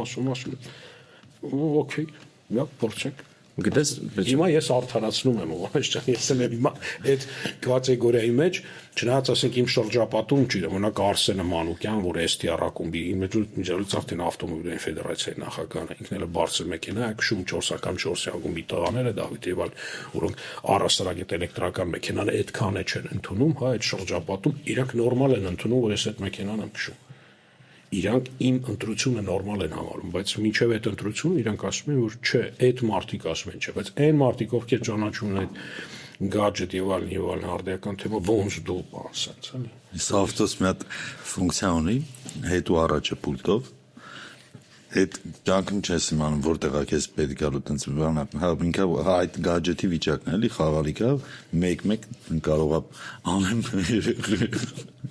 երախոսետի դուր է գալիս, տղես այդ դրանից բան է, էլի կայֆ է բռնում, որ ավտոն գալիս, ամենայրը կայֆ է, գիտես որն էր, բայց որ իդեալական տեղն էր, փեթակում կանգնած էի, երկու կողմից ընենց էին կանգնա, որ տարբերակ չկա, ավտոյին մոտենամ ես, ու հիմա հազիվ իրավիճակը հենց է, որ ես այդ բանը ֆունկցիան կարամ օգտագործեմ, բայց միջավայրը հենց է, որ ամաչում եմ օգտագործեմ, որ այդտեղ պարկով շիկը կարող է, բանը, չգիտեմ։ Մտածի փողը չես ուզում 10 Չէ, որտեղ լիքնդեղ բան է, սաղ ավտոն արդեն հերվից պուլտը սխմեցի, որ բագաժնիկը բացի, որ ինչ-որ բան ձեռնես բան կար դնեմ, դրեցի գալացող ավտոն հասկացա, որ հեսա դուրս եմ գալի, կանգնեց ու հետևը մի քանի օքեն կանգնի ու հավաքված եմ ու պիտի նստեմ, տենում եմ չկա նստել տեղ, ու ես այդ ֆունկցիան չեմ ուզում տեղ օգտագործել, չէ օգտագործեցի, բայց բան է, որ պարկոշ կինացի մի փոքր էսկոմ ասի, հանեցի, բայց բաներ, որ այդքան ուզել է ես ֆունկցիայի համար ասում եմ, այս ինչ կա ֆունկցիա, իրավիճակ եղել է, չի ուզում էլի ցույց տա դի մտածում եմ, այս քանի մոտ դարի բացատրի, որ այս ինձի շատ էր պետք, քերելու եմ։ Որովհետեւ ճիշտ ժամանակին, ճիշտ տեղում, ճիշտ արտահայտությունը, չէ՞։ Իմ մեջ դա ամփոփվեց, իսկ ես չէի մտածել դրա մասին, որ ես իսկապես մեքենային որպես արդեն gadget եմ վերաբերում եւ դա է իրական պատասխանը, ինչու այն ինձ համար ավելի թեթև։ Gadget արդեն է։ Դե իրականում ճիշտ են ասում, չէ՞ որ տղամարդը ինչքան էլ մեծանում է, իր հետաքրությունը gadget-ների մեջ երբևիցե չի կորում։ Gadget-ներն են փոխվում, ուղղակի, հա։ Ասում խաղալիքի արժեքներն են փոխվում։ Sony PlayStation-ի ամենալավ ինսայթներից մեկը մարքեթինգային է, որ ինքը չի թիրախավորում երեխեքին, ինքը թիրախավորում է այն պապաներին, որոնք իբր երեխու համար են դառնում։ Միացնում են, երեխան ասեն սպասես ցույց կտամաս պետք խաղաս մոտակա, ես ունեցել եմ, խաղացել եմ երկու ավտոները, որ կան մեծ, որ երեխեքը նստում են, քշում են։ Էլեկտրական փոքր բան, մեծ օգտ, այսինքն ոչ թե sense փոքր, որ տանասենյակում քշես, այլ փողոցում որ քշես։ եթե ուզում ենք հասկանանք ինքը ում վրա է վաճառվում, մենք կարող գնանք օպերա ու տենանք ծնողներին, ովքեր էդի պուլտով քշում են, երեխան մեջն է։ Ինքը այդ երեխան ուզում է մեծ կռուկ տա, բայց ինքը ուզում է փոքր տեղ պարկով կանի դրանով, բանանով։ Ծնողի ինքը մեծ խաղալիք ունի, որը արդարացված է լուբոյ տեղ քշելու։ Այսինքն դու փոքր խաղալիքը չես կարա 40 տարեկան վերցնես իջնես ձեր տան բակը, դից քշես դիստանցիոն, դու հիմա ունես դրա լրիվ հիմքերը։ Տղուտ դնում ես մեջը, խաղող նրանց ինքը ուզում է տեջը։ Ռապում ես կոչը։ Ամենը գցում ես ու սկսում ես դժալ, որովհետև փոքր բաները ոնց սիրուն կմտնես, փոքր տեղից դուրս կգաս, բա։ Ինքը ֆանտաստիկ բան է։ Ծնողի համար է այդ խաղալիքը, որովհետև իմ տղեն չի հավանել այդ ուզեց գնացինք առանք, օպերայում տեսավ, գնացինք առանք, ինքը մտածեց դա էլ այդի վարձով են, որ կարաս իջնես ուրիշն է փորձես։ Ասեց հիմա ուրիշ չի նիսա, մենք արել ենք, որ մենք ապրում ենք Ջորդանում, ես պետք է գրկած իջնեմ ներքև, գրկացել եմ, բայց ես հասկացա, որ ինձ էլ է պրինցիպի կայֆ էր քշելը։ Այդ որ ասում ես Sony PlayStation-ի այդ սերուն ես, ես 11 տարեկան էի ու որ ապրում ենք Սոչիում,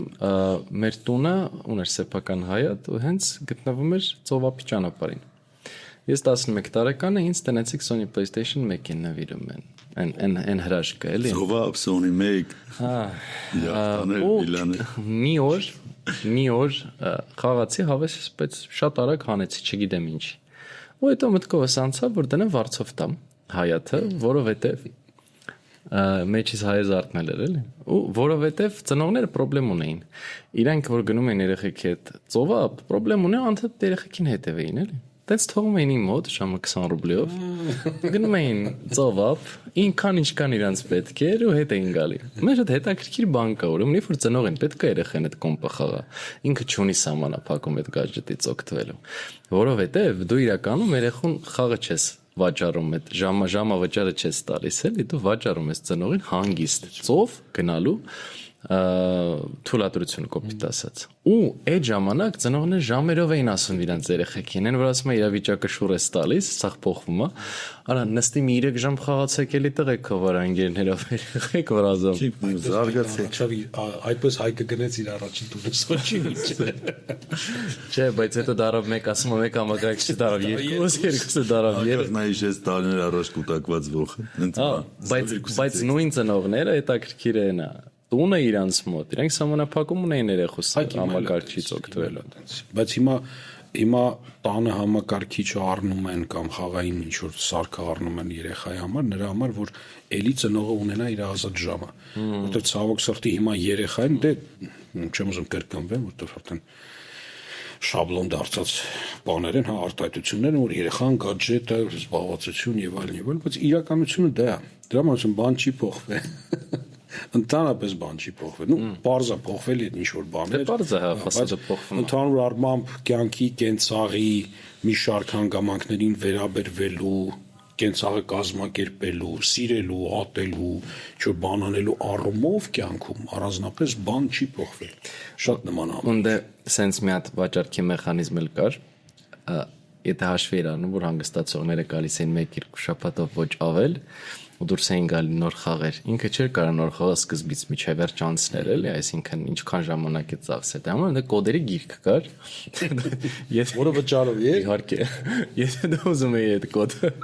վերցնել, բայց ինքն էլ արժեք ունի, էլի։ Իհարկե կար, որ մի երկու կոդ գնում էր երրորդ համաճարել։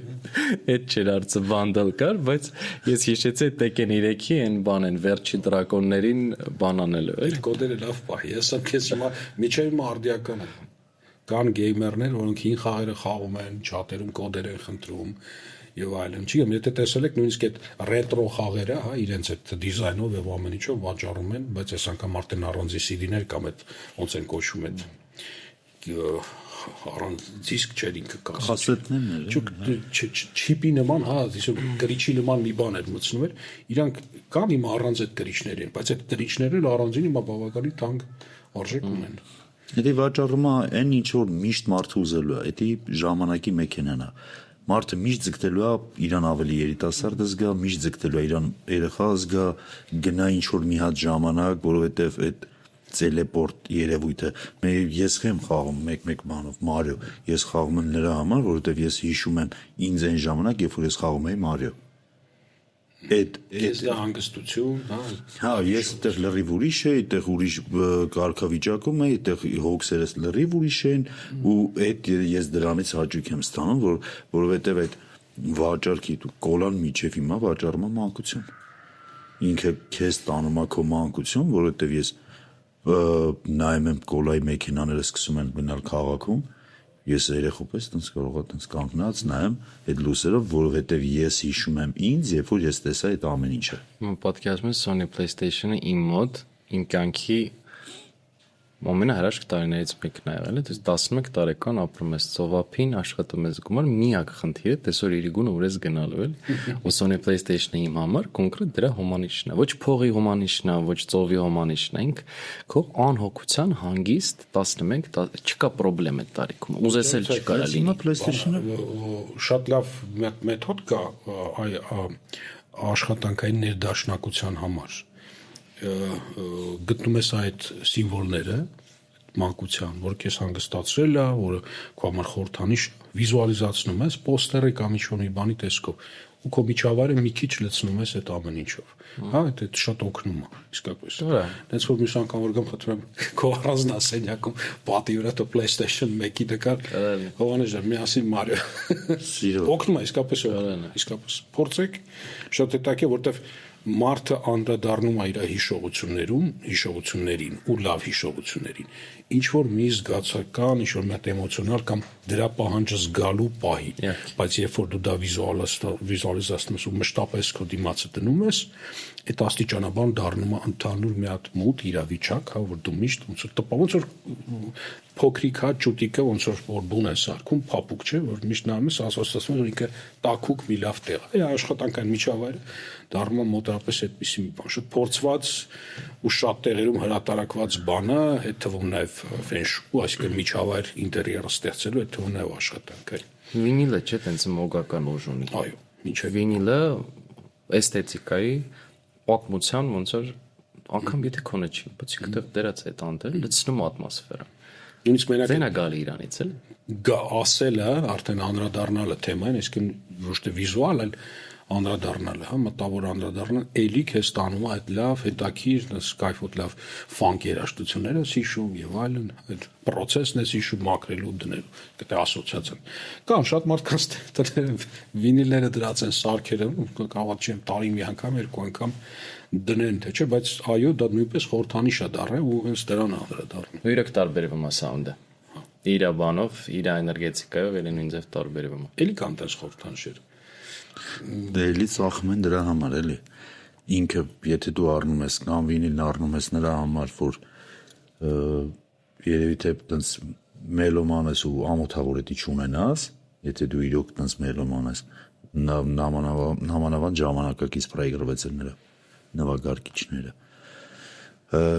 Ու երկրորդ երևի ամենակարևոր բանը էմոցիոնալ դու արդեն քեզ զգում ես մի հատ եթե էլի վաճառքից ենք բանանում խոսում դու քեզ զգում ես մի հատ այնց վիճակում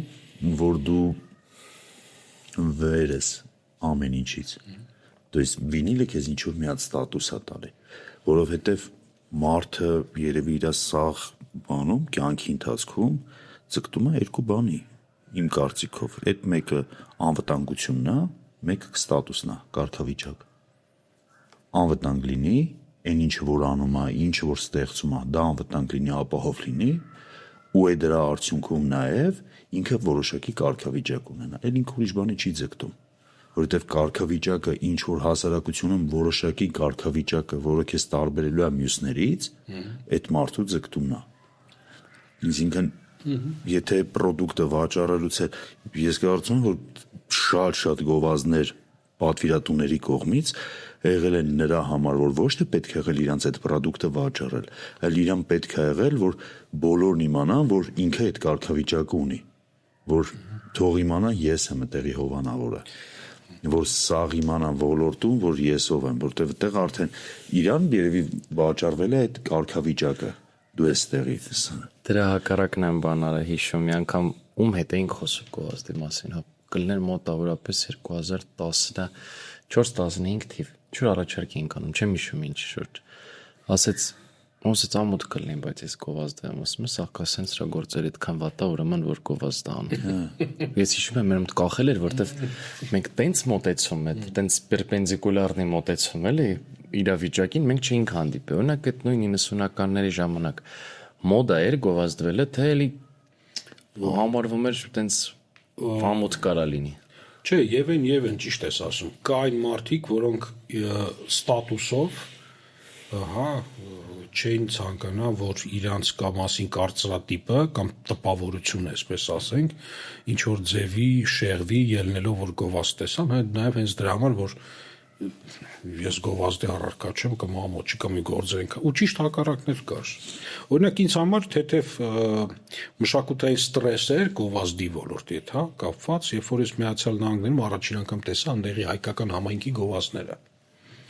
Այսինքն եթե Հայաստանում նույնիսկ լոկալ բիզնեսի մեջ այդ սեփականատերերին գրեթե չկային, այսինքն մինիմալ էր աստված իրանց ներգրավվածությունը իրանց բիզնեսի մեջ ընդཐུպ մինչև ատամնաբուժի։ Այսինքն դու Երևանում եթե գովազդում էր ինչ որ ատամնաբուժական, կլինիկա, այն ժամանակվա մասին է խոսքը, համատաբար 2000-ից մինչև 2010 միգուցե։ Մարդը անձնավորությունը չէր երևում, այսինքն գովազդում էր կլինիկան, իր շքեղ սարքավորումները։ Անձնական բրենդի գաղափարը չկար էլ, Միացյալ Նահանգները առաջին անգամ որ գնացի, թե չեմ սխալվում 2001 թե 5 թիվներ ու դիտեցի հայկական թիվիներով գովազդները ամբողջությամբ հենված էր գովազդային արշավները անձերի վրա դոկտոր էս ինչը ձեզ կսպասարկի համեցեք այս մարդու խանութը այս մարդն է խոսում այսինքն այդ Uncle Ben-ի այդ այսինքն ինչ որ մի հատ կոնկրետ բիզնեսի տակ մարդ տիպաժ դնելու կոնցեպտը որ դա էլ էր իմ ճելուց վստահության որոշակի կվոտ էր տալիս այդ այնտեղ պարզապես միջև հիմա ասենք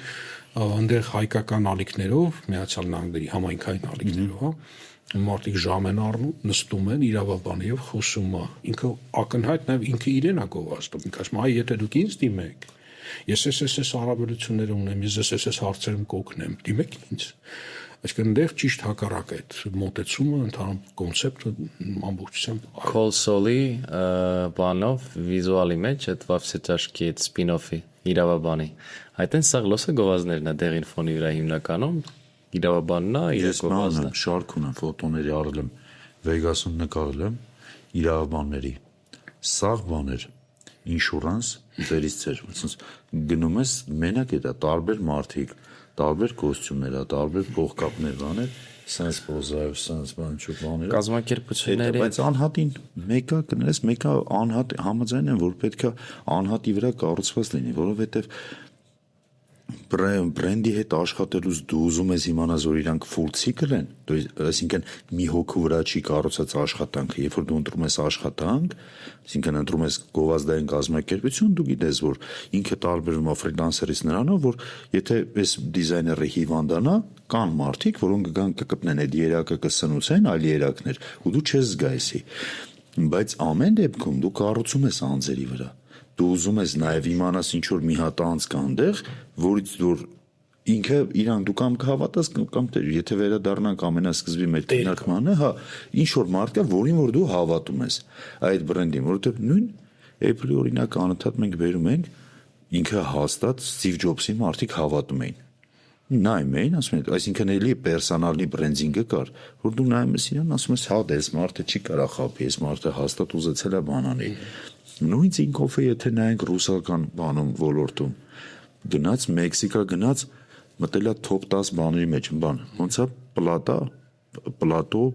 պլատի տենց ինչ որ բան է պլատա ոնց որ բանկա բացել մի տարվա մեջ մտել է մեքսիկական 10 top ընկերությունների մեջ խոշոր հարկատուների այսինքն փաստեր որ մարդը էլի իր պերսոնաժին տես նայում ես հավատում ես էլի ու իր անունը ու իր բանկը ռեֆա ծառայում անգամ շատ տարբեր ամերիկյան թվային բանկերի, որովհետև մենք ունեցել ենք Պորտո Ռիկոյից մի հատ brief, որտեղ որպես reference դրված էր Տինկոֆ։ Հա, դուս Տինկոֆը համարվում է top ամբողջ աշխարհում ու իր անունն է, իր արված աշխատանքն է, ու ես հիշում եմ, չեմ հիշում գիրքը հեղինակին չեմ հիշում, որ ասում ամենա cool անունը, որը կարող ունենա բիզնեսը, ասում դա մարդու սեփականատիրոջ անունը, ասում ինչի, ասում որովհետև ասում եթե ոչ իր անվամբ կազմակերպությունը ինքը շատ ավելի հեշտ կարա բանկրոտ տանի, ասում իր անունը կրող կազմակերպություն ինքը ամեն ինչ անելու է, որ չտանի բանկրոտ, որովհետև դա ուղիղ խփելու է իրան։ Ու ինքը դաջվածքի պես այդ տանելու է իր հետևից։ Բայց եթե սքոսրա պետք չի քո անունով լինի։ Մի երկու հատ ոլորտ է կա, որ պետք չի քո անունով լինի։ Չէ, բայց Միացյալ Նահանգներում էլ կա։ Այսինչ ընտանիքի սքո ծառայությունների ընկերություն։ Էլի կրկին նույն սխեման է գործում, հա, որտեվ այդ մարդիկ այդ ոլորտում առաջին օրը չեն, առաջին տարին չեն, որտեվ այդ մարդիկ ունեն էքսպերիանս, այսինքն իրանք այդ միջոցառումը, հա, դա կարելի է այդպես ասել, ամբողջությամբ եւ շատ բարձր մակարդակի վրա կազմակերպում են եւ այդ անունը, այդ կամ այդ ազգանունը վստահություն է առաջացնում։ Եթե մեկը նոր բացի, հնարավոր է պարզապես։ Ну բնականաբար նաեւ լրացիչ պատասխանատվությունը իր բոլոր հարակից անգամակներով։ Բայց հերո չգնաք։ Դոպինգի հողոն կանական լսել եմ դոպինգի հայկը հասկանում ես հիմա անպայման չի դոպինգի անունն էր Հայկ Հովո կամ չգիտեմ ինչ որ եւս մի քանի աշխատակիցներ հակառակն էլ կա դա նկատի ունեմ կա որ անունն է դարձնում ընկերությունը top եւ ճիշտ հակառակը ընկերության մեջի անուններն են դարձնում այդ ընկերությունը top հիմա որ խոսում ենք Ստիվ Ջոբսի մասին իսկապես ստեղել այդ մարդը սարքեց այդ ընկերությունը top ճիշտ է կիրառեց տեխնոլոգիաներ եւ այլն երբ որ առասարակ իր պատմությունը կարդում ես այ դա առաջին համակարգիչը հավաքած եւ այլն կստացի ինքը սելզով է հենց զբաղվել ինքը սելզի մեջ շատ հաջող էր միգուցե պատճառը նաև եղել է այն որ իրան ամեն դեպքում դաստիարակել ազգությամբ հայ մայրը հա այդ հմտությունները հնարավոր է եկեք տենց ասենք բայց ինքն է վաճառել հենց ամենասկզբից այսինքն ինքը այդ ընկերության մեջ ինքն է դարձրել ընկերությունը այդ ընկերությունը որը ինքը կա ոչ թե ընկերության անունն է որտեղ հիմա օրինակ եթե ասենք Sony ում ենք հիշում չենք հիշում իսկ այդտեղ հիշում եք տվյալ անձի ու նման օրինակներ շատ կան Մինչև շատ էին ասում որ հենց Ստիվ Ջոբսի հետ մի բան լինի էլ Ստիվ Ջոբսը չլինի Apple-ը ներգոյություն չի ունենա բայց փորձ ցույց տվեց լրիվ հակառակը որ ինքը պետք էր բրենդին ժամանակ երբ ամենակարևոր ժամանակահատվածն էր իրեն կայացնելու ավտոնում դարձնելու կազմակերպությունը բանը ամեն դեպքում մեր անվան մի մաս է դառել որտեվ նոր ասացիր բան արեցի որ հա դաժում ենք Ինստայում երկուս էլ մեր երրորդ ընկերն է Սերգեյ էլի get doping անունի մի մաս ենք էլի մենք то есть մեր անունն է get doping-ն է մասնագիտական հայրանուն է էլի հա ու ասեմ դա շատ ճիշտ է ու չեմ կարծում որ դուք դա միտումնավոր եք տարել կամ ձեր շրջապատական չգիտեմ ընկերները ասում են նույն այդ հեռախոսի մեջ անուն գրել հիմա ասենք հիմա հայկի որ չստան գրած է Հայկ դոպինգ այսինքն արդեն այդ ասոցիացիան եւ ընկերության եւ անձի հանդեպ համակցված ինձ մոտ կա ես ֆիքսել եմ դա ու երբ որ ասեն որ Հայկը ինչ եմ ասելու ապա այն գլխարկով են որ Տեսլա է քշում կամ այս ավտոյի համար չէ առաջինը ասոցիացիան ինա դոպինգի Հայկը այսինքն ընկերություն որտեղ մարդիկ հավելյալ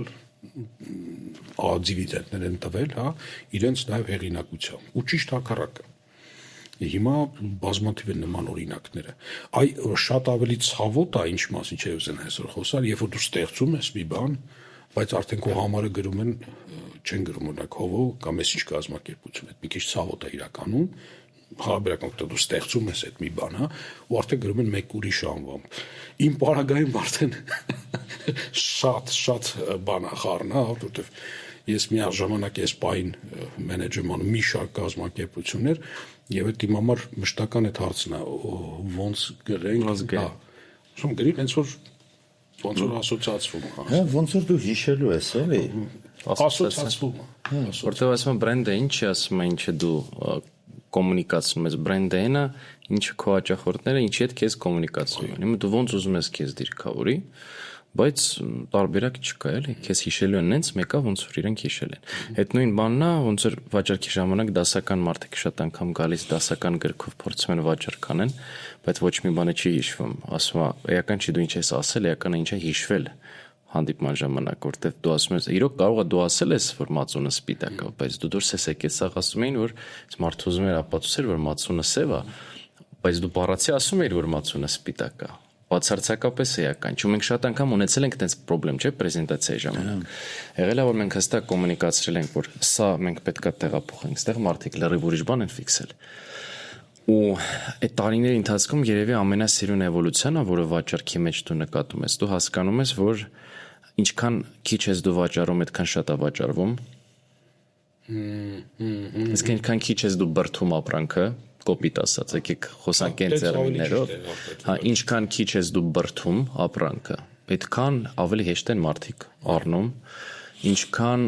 քիչ ընտրություն ես տալիս, այդքան հեշտ են առնում, որտեղ ոչ ոք չի ուզում արագ մտածի ու 16000 բան համեմատի իրար, որտեղ այնտեղ վտանգ կա, եթե սխալ համատես կարող սխալ ընտրություն արել։ Apple-ի ֆենոմենն էլ է եղել նրանում։ Հիշեք Sony-ի լինեյքեն պրոդուկցիայի մոտավորապես 60000 տարբեր մոդիֆիկացիա կար, Apple-ում 4։ Բոլորը ասում են չի աշխատի, բայց մարդը գալիս էր, մի հատ համակարգիչ էր, այդ մի հատ համակարգիչն նրվել էր։ McDonald's-ը նույն լոգիկայով քչացնում է, որովհետև մարդը չի ուզում կանգնի երկար կոմբինացիաներ մտածել, ինքը դու ես ընտրում, ասենք Happy Meal կամ ինչ-որ բաներ դու ես իրենց կոմբոները ընտրում, որովհետև ինքը արդեն հավաքել է, դու չես ուզում գումարես, նստես, ինձ ֆրին, մի հատ կոլա, այս մեկը, ինքը վարիացիաները տալիս է ամենաշատ չի ուզում էլի մարդը երկար ժամանակը շատ է փոխվել էլի չի ուզում էլ սպասել պրեմիում դասի մեքենաների եւ նույն արտահայտությունը կիրառում է եւս մեկ ընկերություն, որը յախտաներ է վաճառում, շատ հետաքրքիր սելզի ֆիշկա է, մի արտահայտություն է, որը կան, չէ, ասես էտապներ, ասես կոտրող ключевой момент, հա, ասես կոտրող էտապներ, այդ ֆրազան միշտ հանդիսանում է այդպես կոտրող սելզի մեջ կոտրող հանգամանք, երբ որ դու գալիս ես այդ մեքենայի բրենդը հետաքրում ես գնելու, դու մշտապես սկզբից եթե պրեմիալի բրենդը նայում ես մեքենային, չէ, երբեք առաջին չես ասում գինը։ Նու կարող է կան մարդիկ, որոնց նպատակային է։ Գալիս է ինչ-որ մի էտապ, երբ որ հարցում են կներեք, իսկ գինը որքան է, ասում են կներեք, ձեզ մեքենան է հետաքրում թե գինը։ Թվում է թե տենց բանա, չէ, տենց ինչ որտեղ նույնիսկ մի քիչ վիրավորական, միգուցե արտահայտությունա տիպը։ Շատ բան ասում, բայց այդքան որ եկել ես մեքենային ես նայում կամ բան, բայց իրական շատ խոր իմաստ բան թեմա է, որտեվ ամեն ինչ իր մեջ ասում են, այս այդ մարդը ով որ եկել է գնելու, ոնց դա կընկալի։ Այն մարդը, որը իրոք հանդիսանում է պրեմիալ մեքենայի գնորդ, ինքը չի նեղվում, չի վիրավորում։ Ինքը պատասխանում է, այո, ինձ հետաքրում է մեքենան։ Էլ ինչ կարող պատմեք մեքենայի մասին, շատ հետաքրքիր кейս։ Կամ այո, ինձ հետաքրում է մեքենան, բայց ինձ հիմա նաև հետաքրում է գինը։ Բայց այն մարդը, որը նեղանում է կամ նեղվում է, ճակերտներով են, ես ինչ ասեց, ոնց թե բան, բարձա որ գինն էլ է դա կամ այսինքն մոտեցում փոխում, այդ մարդը երբեք այդ մեքենայի գնորդը չի եւ իրանք չեն վաճառում այդ մեքենան այդ անձնավորությունը այսինքն դա տեստ է շուստրես տեստի ինչ որ մի կարգավիճակ ունեն այդ մեքենայից կանալ վաճառեն ասում են օքեյ գիրեք հերթ մի կանգնեք սկսում է հակառակ գիտեք այդ շատ նուրբ տեխնոլոգիա հա հետ վաճառքը այսինքն ոչ թե հետ վաճառքը չեղարկելու վաճառքը չեղարկելու գործընթաց այսինքն ստատուսով մտածելակերպով կոնցեպտով ապրելու մոդուլ դու չես համապատասխանում այդ բրենդին ու ինքը հստակ վաճառողը ունի այդ բանը հա տասկը որ ինքը պետքա արդեն չվաճառի այսինքն սկսի հակառակ process-ը պետք է սպասեք մեկ ամիսա կներեք իսկ որ բանկնա ձերը հիաստեղծման գործընթացը մարդ է չի վաճառում շատ հետաքրքիր բան է այդ դեպքում ոչ անունը, ոչ մի բան, այսինքն այդ բրենդը, ընտրին որ ասում են, ինչ ես գնել էլեկտրական մեքենա, էլի, մոտավորապես տենց է։ Այսինքն քեզ չեն ասել գնի կամ մի գնի, քեզ չեն ասել իսկ ինչի չես գնում։ Քեզ ինչն է հետաքրում մեքենա, հետո նոր մտածում ես ինչ գնով, այսինքն կոնցեպցիան, հա, էլեկտրական մեքենան է ինձ հետաքրում, հետո նոր ինչ գնեմ։ Ինչո՞ր ինչի Տեսլա։ Չգիտեմ, հենց էին կապում, շատ թարախավար էին ծախում այդ մեքենաներից, ասում էին քսազի, որ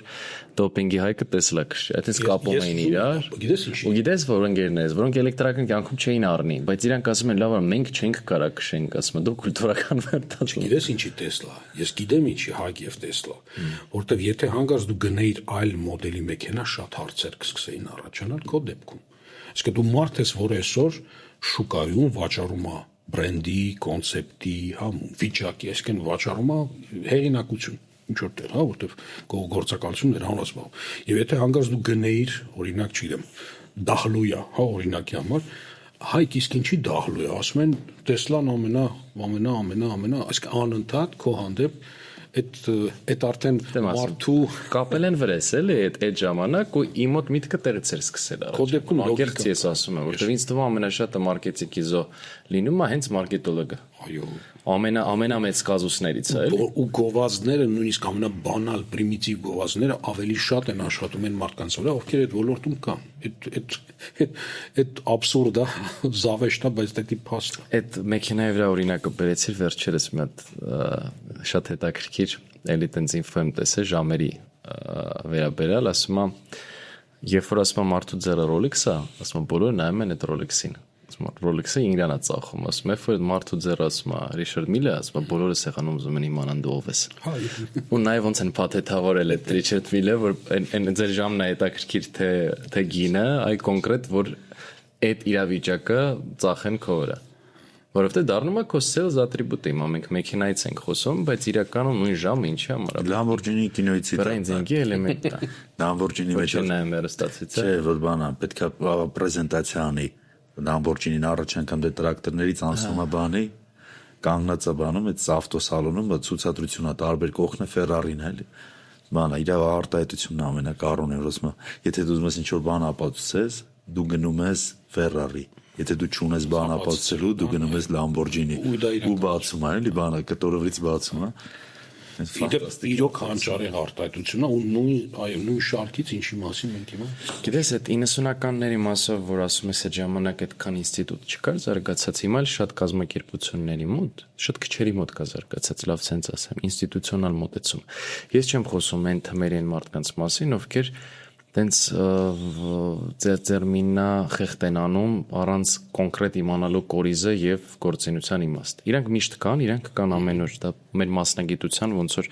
պատճառը հետևանքային կապերից է։ Խոսքը գնում է կազմակերպությունների մասին, որոնք ունեն ինստիտուտ եւ ունեն մարքեթինգային նյութ վարվելու։ Բայց մի բան մենք օրինակ հովոց շատ ենք խոսացել, շատ ենք անալիզարել։ Մենք հանդիպել ենք շատ տարբեր գործարարների ու հասկացել ենք մի բան, որ յուրաքանչյուր հաջողված գործարար ինքը մարքետոլոգ է։ Ուղղակի ինքը կարա չիմանա դրա մասին։ Ինքը այդ նյութը ունի, ինքը այդ քայլեր արել է որոշ մարքեթինգային, ինքը չի իմացել որ ինքը այդ քայլերը արել է, այսինքն չի եղել մեկը, որ ասի գիտես ինչ կա, էս որ դու արել ես, սրա համար հիմա 4 հոգանոց շտաբ է կարող աշխատում որ գա դրան։ Բանն ես ասում, կա տենց արտահայտություն, ասում է ճիշտ մարքեթինգ, դա լոգիկան է։ Այսինքն եթե դու ուզում ես մարքեթինգ կազմակերպես, կառուցես, հա, ինչ որ ռազմավարություն, դա լոգիկա է։ Ապրանք ում համար ոնց հասցնենք, ինչի պետք է առնի, այսինքն ամեն ինչի մեջ կա լոգիկա բոլոր հարցերի մեջ, հա։ Իմիջիալոց երբ որ կներես շեղվեմ, երբ որ խոսում ենք այ կազմակերպությունների մասին, ասեցիր կան այսպիսի այնպիսի կազմակերպություններ։ Գիտես, այ այսօր ավելի վատն է վիճակը այդ ինստիտուցիոնալ մարքեթինգի կամ առասկերպ մարքեթինգի շուկայի, քան մի քանի տարի առաջ։ Ես քեզ հետ համաձայն եմ, որ գնալով որոշակի դեգրադացիա այո տեղի ունենալու, որտեվ երևի թե գալիս են նորից այն ժամանակներ, երբ որ բիզնեսի սեփականատերերը անկախ իրենց մասշտաբից, նույնիսկ եթե ինքը սեփականատեր չի, բայց նստած է կազմակերպության ամենավերևում որպես մենեջեր, այդ մարդիկ հիմա փորձում են ամեն կերպ անմիջապես կապ ունենալ այդ ամեն ինչ հետ։ Այսինքն, եթե ես ինչ որ մի этап այս իմ գործունեության կարծում եմ դուք ես զգացիք, որ ինչքան լավ է, հա, ինչ կոմֆորտնի զոնայի մեջ ենք, հայ մարքեթինգի թեմայա, բրենդինգական բանը, մենք գործ ունենք մասամբ սեփականատիրոջ ու մնացած ամբողջ process-ը այդ մարքեթինգի թիմի հետ, որտեղ ինքը հստակ գինի ինչ է ուզում, ինչի համար է ուզում։ Հիմա կամաց էլի գնում է նրան, որ չէ, սեփականատերը կամ անմիջապես գլխավոր ադմինը ասում է, չէ, ես ուզում եմ ամեն ինչի մասին իմանալ։ Ինքը կա տենց process, չգիտեմ ձեզ մոտ որքանով է, ես զգում եմ այդ գործընթացը։ Միգուցե տրենդային է դարձել առասարակ մարքեթինգով զբաղվելը, միգուցե տրենդային է այդ մարդու մասնակցությունը այդ լավ գործի մեջ, հա, ասենք լավ լոգոյի, այ ես ասեցի ստեղ միգուցե չգիտեմ, բայց այն որ անձնավորության մեծարման, իր ներգրավվածության, հա, երևույթը այս վերջին 1-2 տարվա մեջ ավելի աստրվել, ես դա զգում եմ, ու մենակ ես չէ, մի շարք կազմակերպություններ։ Դա մշտական process է, իդեպ ասեմ, ոչ միայն մարքեթինգի ոլորտում, ենթադրենք օրինակ վաճառքի ոլորտը, հա, դու գալիս ես վաճառքի մասով կազմակերպում ես, վաճառքը կազմակերպեցիր, ցուցանիշները լավ են, բան հիմա եկել է process, սաղին թվում է որ ամեն ինչ ստաբիլ գնում է, ընդհանրապես սպասարկման գործընթացը սկսում են մենք էլ, բայց մենք կարանք նաև եւ այլն, այսինքն մեկ բան, բայց կառանձնացնեմ, լավ է նա, որ սկսել է իսկապես գնահատել։ Ես իսկապես լսել եմ, ես մեր զրույցից առաջ մինչև այս նկարբան, հա, ոդքասթը նկարել, ասեցի, շատ հետաքրքիր տենդենս կա։ Տարբեր տեղերից լսում ես դրական կարծիքներ, այլ լավ մասնագետ է, որտեղ մենք հայերս, գիտեք, նախանձի տեսակետից ծառատենք էլի, հա, բայց լսում եմ, ասում այս գործը ինքն է, այս կազմ, անես լավ է այս կազմակերպությունը, գիտես աշխատել է, բան, ես այդ միտումն էլ որպես դրական միտում, հա, քանի որ խոսում ենք վաճառքից, բայց մեջ բերեմ, այդ դրական միտումը տեսնում եմ։ Այսինքն արդեն կա որոշակի փոփոխություն, որ եթե մարդ իսկապես լավ գործ է անում, այն մարդիկ, ովքեր ժամանակին փորձում են իրենց մասնագիտական կարծիքը բերել, մխրճել, արտահայտվել, եթե իսկապես տեսնում են լավ գործ է, զգում եմ այդ առան արդեն տարբեր տեղերից արդեն դրական արձագանքներ տալիս է։ Միգուցե այդ առումով էլ, չգիտեմ, այդ դրական բանը պետք է դրա մասին խոսել, խրախուսել, որտեվ դրա կարիք այսօր կա։ Ես օրինակ շատ դրական եմ տեսնում, երբ որ սեփականատերը բիզնեսի մարքեթինգային որոշ գործողությունների մեջ ներգրաված։ Օրինակ ես իրոք նկատել եմ, որ իրոք անկեղծ ասեմ, իրանցից լավ իրանց պրոդուկտը ոչ մեկ չգիտի։ Եթե դու օգնես իրան ինքը թարգմանի իր իմացած այն լեզվով, որ դու պետք է իմանաս, դու կարաս լիքը օգտվես դրանից։ Ինքը ծախել է իր պրոդուկտը, հասկանում ես, ինքը ծախել է։ Եթե ինքը չունի մարքեթինգի հետ կապված, գիտե, նկատի ունես ինքը գայարաններով կարող է ինտուիտիվ մակարդակի, որը նաև չունի երևի մարքեթինգի թիմ։ Այո, բայց ինտուիտիվ այդ գիտելիքը դա շատ մեծ արգև է տրված, որը որ ձևավորվել է եւ որոշակի տաղանդի միջոցով եւ փորձի։ Դու շատ բիզնեսմենի դիմաց կարող նստես, երկու բառ կարող է մարքեթինգային լեզվով չկարողանա կապի, բայց պարտավորել չի։ Եթե դու սկսում ես իրանից արդեն քանդել կոպիտ ասած իր ասածը եւ փորձում ես տենց ռազմիվկա անես հասկանաս ինչ ասում, այդ մարդը եթե հաջողել է 10 տարիներ իր պրոդուկտով, գիտի չէ իր պրոդուկտը։ Բայց չի կարա, չէ, չի։ Ինքը կարա իր ներողություն, ինքը կարող է իր որոշումների կամ կարծիքների մեջ մի հատ սխալ մեսիջ պարունակի կամ ուղղորդի ու հաշվի առնելով, որ ինքը պատվիրատուն է, այսինքն պարադում կոմանդույթ, հա, գեներալ, այդ սկզբունքով կազմակերպություն ասի, օքեյ, լավ, դե սեփականատերն ասում, ընդառաջ ենք, օքեյ, սենց կարանք անենք, դու կարծես, որ դա զգա, բայց կարող է ինստիտուցիոնալ, որ մասնագետ մարքեթինգի հասկանաս, որ դա սխալ է։ Իսկ ինչ-որ գույնի շեղում, բանի շեղում, որը Համաձայն եմ։ Եթե նայած դու ոնց դրան կվերաբերես։ Ես կարծում եմ այդ անհատական մոտեցումը, միգուցե դու իրավացի ես, որտեվ կան դեպքեր, այո, երբ որ իսկապես, հա, իմիջիալս նորից անդրադառնանք Սթիվ Ջոբսին, որը շատ լուրջ ներգործություն եւ բան ուներ, նաեւ պրոմոշնի դիզայն, ինդուստրիալ, հա, արտադրական, հա, դիզայնի ներողություն ռուսերեն մեջ բերելու համար, այդ դաշտում նույնպես, հա, նույնիսկ ֆիլմում է արտահայտվեց, որ ինքը ասում է, ես ուզում եմ սենց, այսինքն ինքը թասկ արդեն տալիս ենք անմիջապես, այսինքն մասնագետի, ընդ որում լավ մասնագետի, հա, ուրեմն գործընթացի մեջ մխրճվում է։ Թե դրական, թե բայց անհատական դեպքերում միգուցե դա ճիշտ է, բայց այք հավատա ընդհանուր մոտեցումը, երբ որ դու կարծում եմ այդ հիվանդ թեմա է նաև ձեզ համար, երբ որ մարդը, որը հնարավոր է, ոչ կոմպետենտ է մի շարք հարցերում, բայց հանդիսանում է պատվիրատու գալիս եւ սկսում է թելադրել իր պատկերացում, նույնիսկ եթե ինքը, չգիտեմ, շատ օժտվածաշատակիր հոտարության ազգում է կամ ինքնագեներացիա, ամեն դեպքում այդ բանի մասով այդ քո ասած Apple-ի Սթիվ Ջոբսի օրինակով մենք շատ սիրուն սելզի վերաբերել պատմություն, կա իմ ամենասիրած պատմությունն է։ Բերում են իրան նոթբուքը, եթե չեմ սխալվում, բերում են դնում են սեղանին։ MacBook-ը։ Հա, բերում են դնում են սեղանին, ասում քանդեք, ասում իրապես ասում էլի, դե քեզ նոթբուք ես ուզել, բերել ենք հավաքած, մի հատ բացին ես մչացում եմ, այդ քանդեք իրեն։ Հանում են ու նայում է պլատաներին, ու շատ գեշ է հավաքած։ Ասում է ես ծախում եմ աշխարհի ամենաթանկ նոթբուկը, ասում եմ։ Եթե ես համոզված չլինեմ, որ ինքը կատարել է, ես չեմ ծախելու իրան։ Հավաքելուց ասում եմ, ներսենից հավաքեք, ասում որ մարդ երբ որ քանդի, հասկանա, որ սա աշխարհի լավագույն նոթբուքն է։ Ու այդ հետ են գալիս հավատին ու հետ են գալիս նրան, որ մարդը ուզում անգամ անտեսանելի մասը ինքը ներքուստ համոզված լինի, որ ինքը ծախում է լավագույնը։ Այդ ժամանակ ինքը կարա վաճառի լավագույն գնով, լավագույն քանակով, լավագույն տեղում եւ այլն։ Բայց այդտեղ բանի հետ կապված, եթե այդ համ Հայկի ասածը, որ ասում է, երբ որ դա սեփականատերն է զբաղվում մարքեթինգով, ու քո ասածի հետ եմ համաձայն, որ կան իրավիճակներ, դեպքեր, երբ որ մասն սեփականատերը կարա սխալվի, բայց երկուսի օրինակների մեջ կա մի հատ էլ այնտեղ բան, երբ որ սեփականատերը զբաղվում է, դա օքեյ է, եթե չկա մարքեթինգի թիմ, սեփականատերը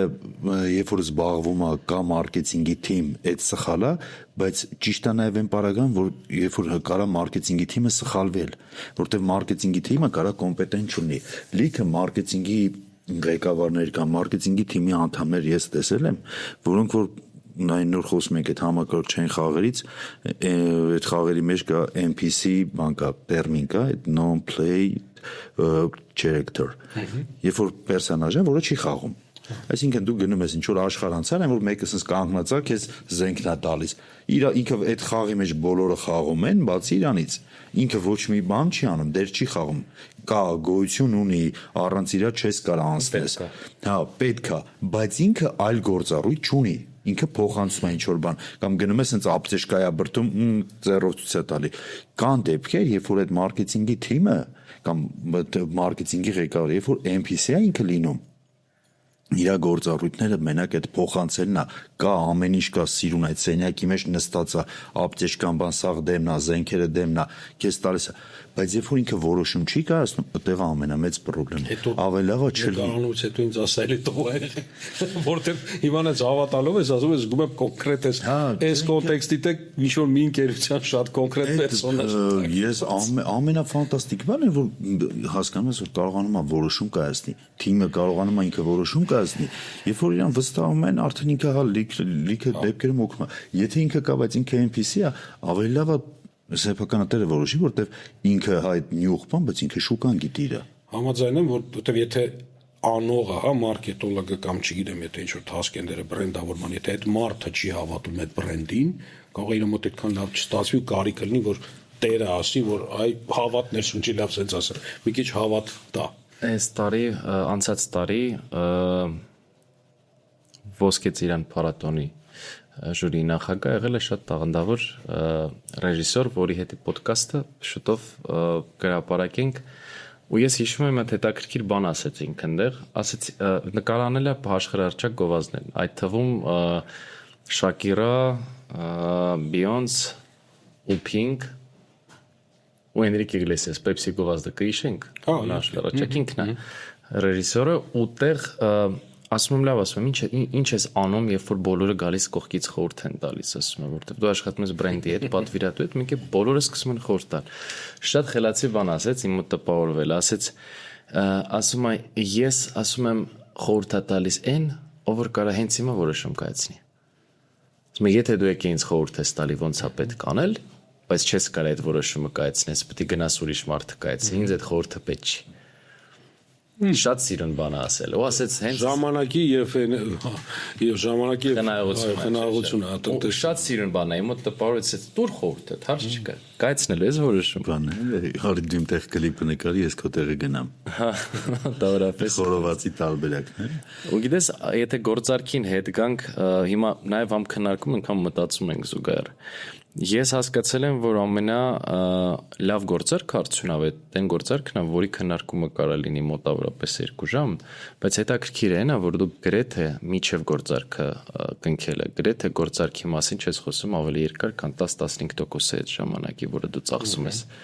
Այսինքն այստեղ շատ հետաքրքիր է, դու ուզում ես հասկանաս այդ շփման մեջ, դու ում հետ ես այդ գործարքը կապելու։ Ինքն էլ уզում է հասկանա ինքում հետ է уզում կապի։ Կոպիտ ասած, вы принюхиваетесь։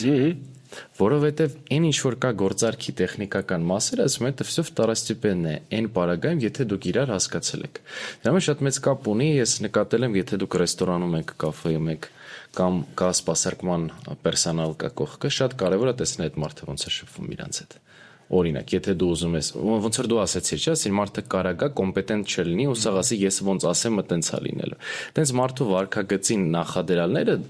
երևում են իրականում, ինքը մենակ օֆիսում չի երևում։ Ես կարծում լիքը ուրիշ տեղ է երևում, ու շատ կարևոր է այդ մարդու հետ հասկանալ ում հետ ես դու խնդրեմ ունենալու հետագայում, որովհետև դու ունենալու ես խնդրեմ, դու չես կարող չունենաս։ Այդ գնաց լավ ռեստորան,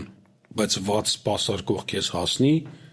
օրը հաջողված չի, ու ճիշտ հակառակը կարող գնաս վատ ռեստորան, շատ լավ քեզ սպասարկեն ու օրդ հաջողվի։ Այսինքն այստեղ այդ վստահության կամ առասարակ այդ կոմունիկացիան ստեղծելու ֆակտորը այո շատ կարևոր է։ Չգիտեմ ինչքան ժամանակ ունենք, հա, բայց ոնց որ եկանք հասանք այն կետի, որտեղ իսկականից ես կուզենայի խոսայի հենց բուն գործարքի մասին, որտեղ մեզ ամբողջ process-ը անկախ մեզանից կներեք, երբ ես նենց եմ ճամտում, ավելի շատ խոսացինք հավատալու մասին։ Եթե մի հատ անդրադառնանք գործարքին, շատ խնդալու եմ, էլի ուզում ես կտորը ասեմ, խնդալու չեմ, սիմվոլիկ էսպես ասեմ։ Ես էլ եմ ասում, որ վաճառքը դա հավատա։ Այսինքն ինչքան խոսենք վաճառքի մասին, ներողություն գործարքի մասին, մեկը գալու ենք հանգելու ենք վերջում նրան, որ լավ գործարքը դա վստահության հավատներ շնչելու մաքսիմալ կվոտայի հասնելու process է։ Այսինքն վստահեցնել, որ ես պրոֆեսիոնալ եմ հավատներ շնչելու, վստահեցնել, որ իմ գրած նախագիծը կամ իմ առաջարկած կոնցեպտը, բրենդի կամ չեմ առասարակ, հա ինչ որ մարքեթինգային ինչ որ գործառույթները իրականացվի, վստահեցնել, հավատացնել, որ դրանք կաշխատեն, կկիրառվեն, վստահություններ շնչել, որտեղ եթե մարդը դանդաղ խոսի, անհաջող խոսի, սկսի կմկմալ նույնիսկ ամենալավ պրոյեկտը ներկայացնելու, այսինքն օժտված չլինի սելզի մեջ վստահություն առաջացնելու, հա, հմտություններով, մեկը գործարքը չի լինի։ Այսինքն անդրադառնալով Հայկի ասին, լավ գործարքը դա մաքսիմալ հավատ եւ վստահություն ներշնչելու գործընթացը։ Իհարկե էքսպերիենսը, փորձը, լավ քեյսերը դա ամենը նշանակություն ունի, բայց բազմաթիվ են օրինակները, որ լավ գործարքի հետևում կանգնած է նոր եկած մարդ, կանգնած այն շուտ տես, ցես ճակերտներում, հա տեղնակատուց մեկը, օրինակ նորից անդրադառնամ, հա պրեմիում դասի կամ առասարակ մեքենաների վաճառքի ոլորտին, այնտեղ սելզը կամ վաճառողը շատ մեծ նշանակություն ունի։ Եթե հանկարծ կամ հանկարծ ինչ որ լավ հետաքրքիր չեմ, միջներական աստղերով ռեստորան մտնում ես, հա մատուցողն ասում ես կներեք, իսկ սա ինչից է պատրաստված, ու եթե այդ մատուցողը գոնե մեկ անգամ համտեսած չլինի այդ հա ֆունտենիկը, որտեղ գիտեք իրականում լավ ռեստորաններ պարտադիր նաև մատուցողներին անկախ ասենք այդ ուտեստի արժեքից անպայման տալիս են մարդը համտեսի, որ ինքը նաև իր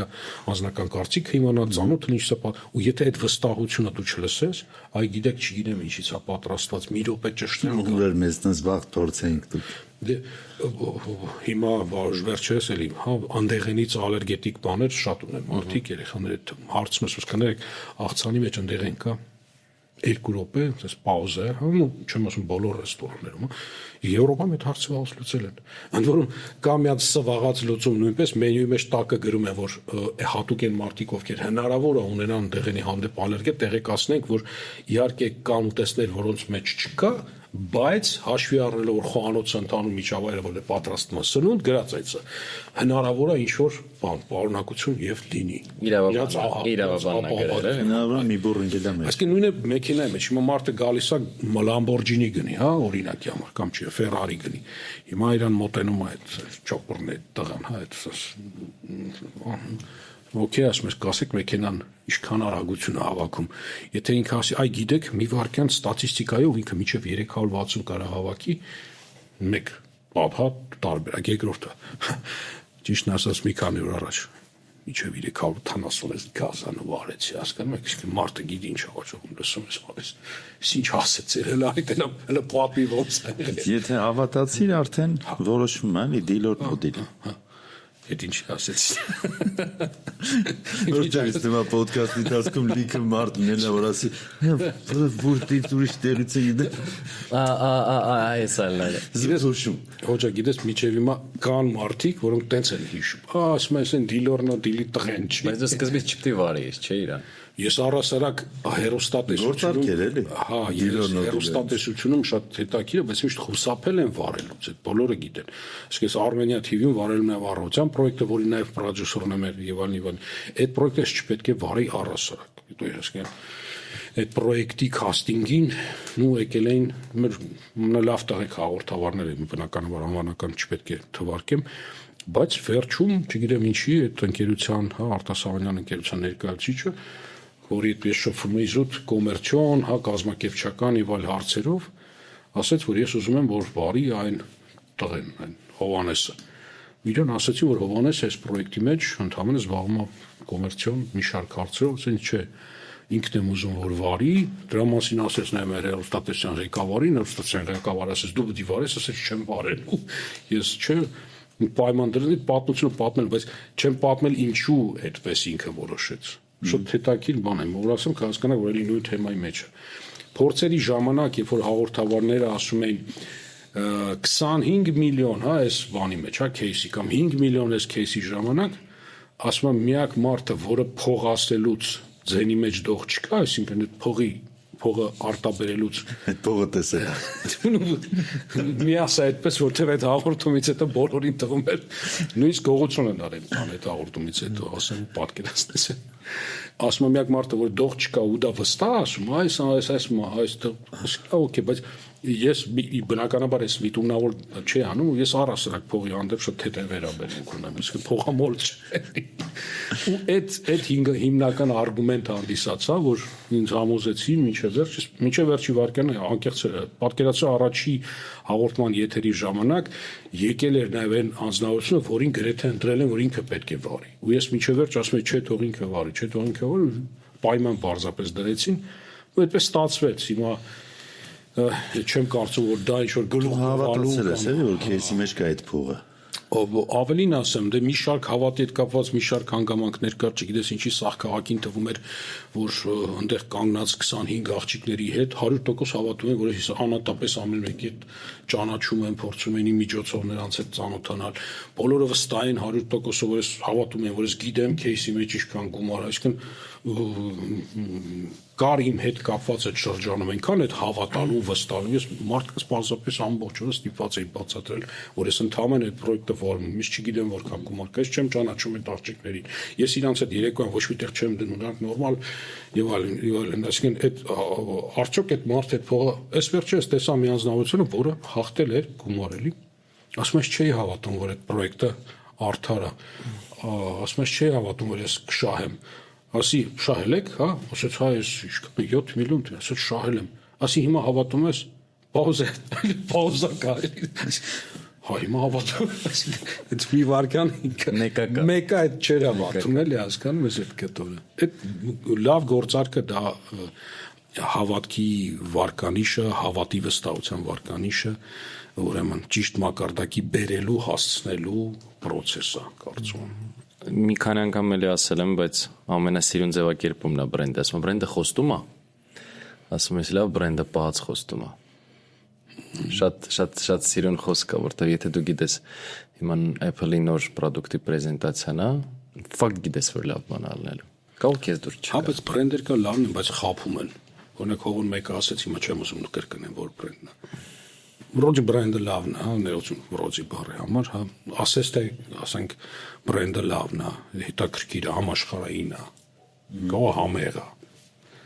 բայց սուտ կա մեջ, հասկանում ես, օգտակար չի, վնասակար է, այն ինչ որ ասում են, այն էմոցիաները, որ ասում են, որ քեզ տալիս է, չի տալիս,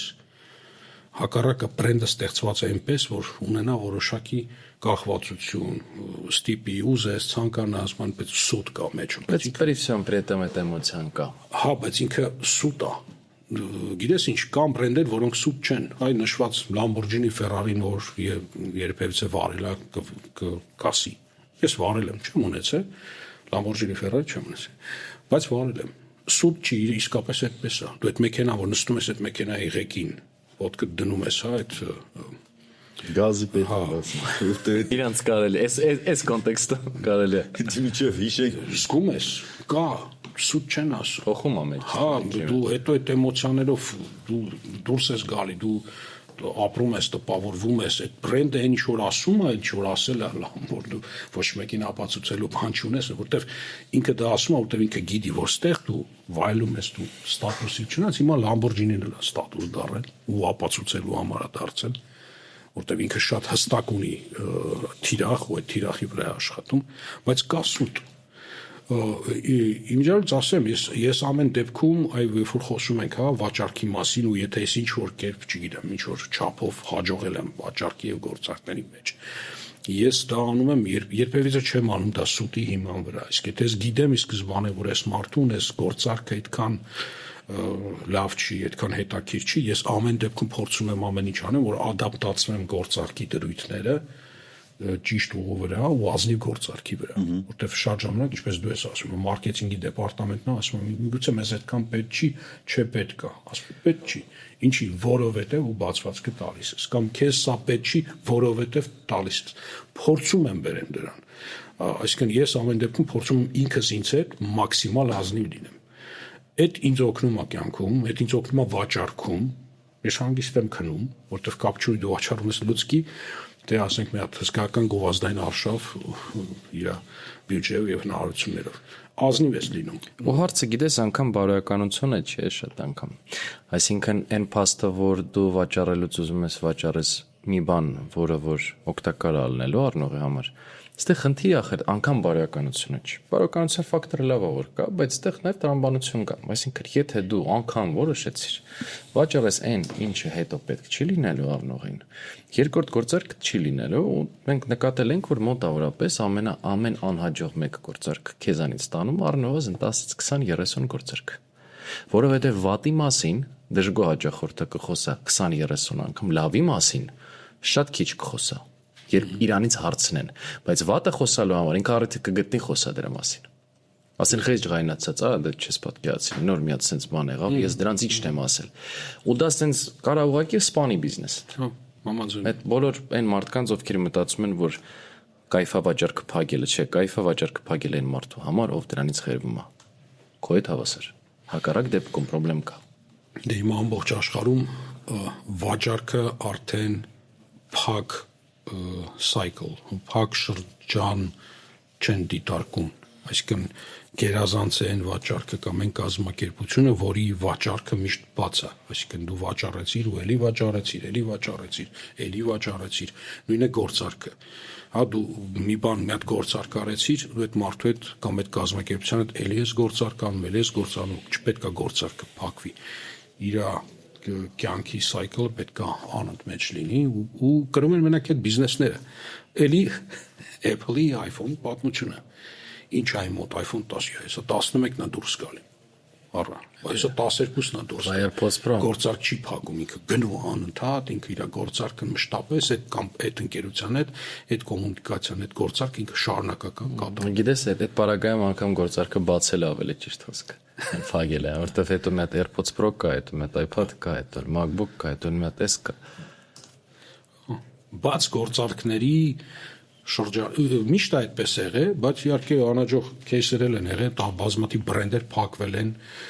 անազնիվ վաճառքից կամ անազնիվ ծառայությունից կամ ոչ ազնիվ կամ գնին անհամապատասխան կամ որակի փակվել են այդ գործարքները։ Իսկ եթե գործարքը բաց չի, հակված չի լինելու մշտապես բաց, այդ տենդենսով, այդ բանով չի աշխատում կոնցեպտով, ինքը փակվել է։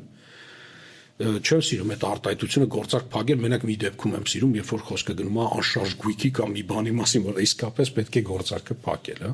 Օրինակ, չգիտեմ, հայերի մոտ շատ ընդունված է վարկով մի բան առնելը, հա, սա վարկ է դա։ Այլ որ վարկը փակում են, գործարքը փակում են, դա իրանց համար իրան է երանելի է, բայց վաճառքի մեջ, հա, փակ գործարքը կարծում եմ բոլորի մոտ այդ ոչ այդքան հաջող արտահայտությունը։ Եթե իհարկե պատվիրատու կամ պրոդուկտը քեզ չեն հասցրել։ Կամ էլ փակել գործարքը երևի ավելի շատ դադարեցնել գործարք, քան հաջող գործարք։ Երևի ավելի շատ նաև դրա հետ ասոցացում։ Փակել, հա։ Հիմա անկախ նրանից որ հիմա շատ ստացված հաղորդում էր, բայց մեկը պետք է փակենք էլի։ Հա, չէ։ Գործարքը չենք փակ։ Հա, գործարքը բացում ենք, երևի։ Բավականին երկար ժամանակ շփվեցինք, չառնչվեցինք, հա, ինձ թվում է։ Հիմա միշտ ամեն մի ծանոթություն, ամեն մի նոր ինչ-որ բան, հա, մի հատ նոր բանի բերում է։ Եկեք բացենք գործարքը, տեսնենք ինչ կլինի։ Գնացինք առաջ։ Մերսի։ Համեցեք։ Շատ հետաքրքիր բովանդակալից էր։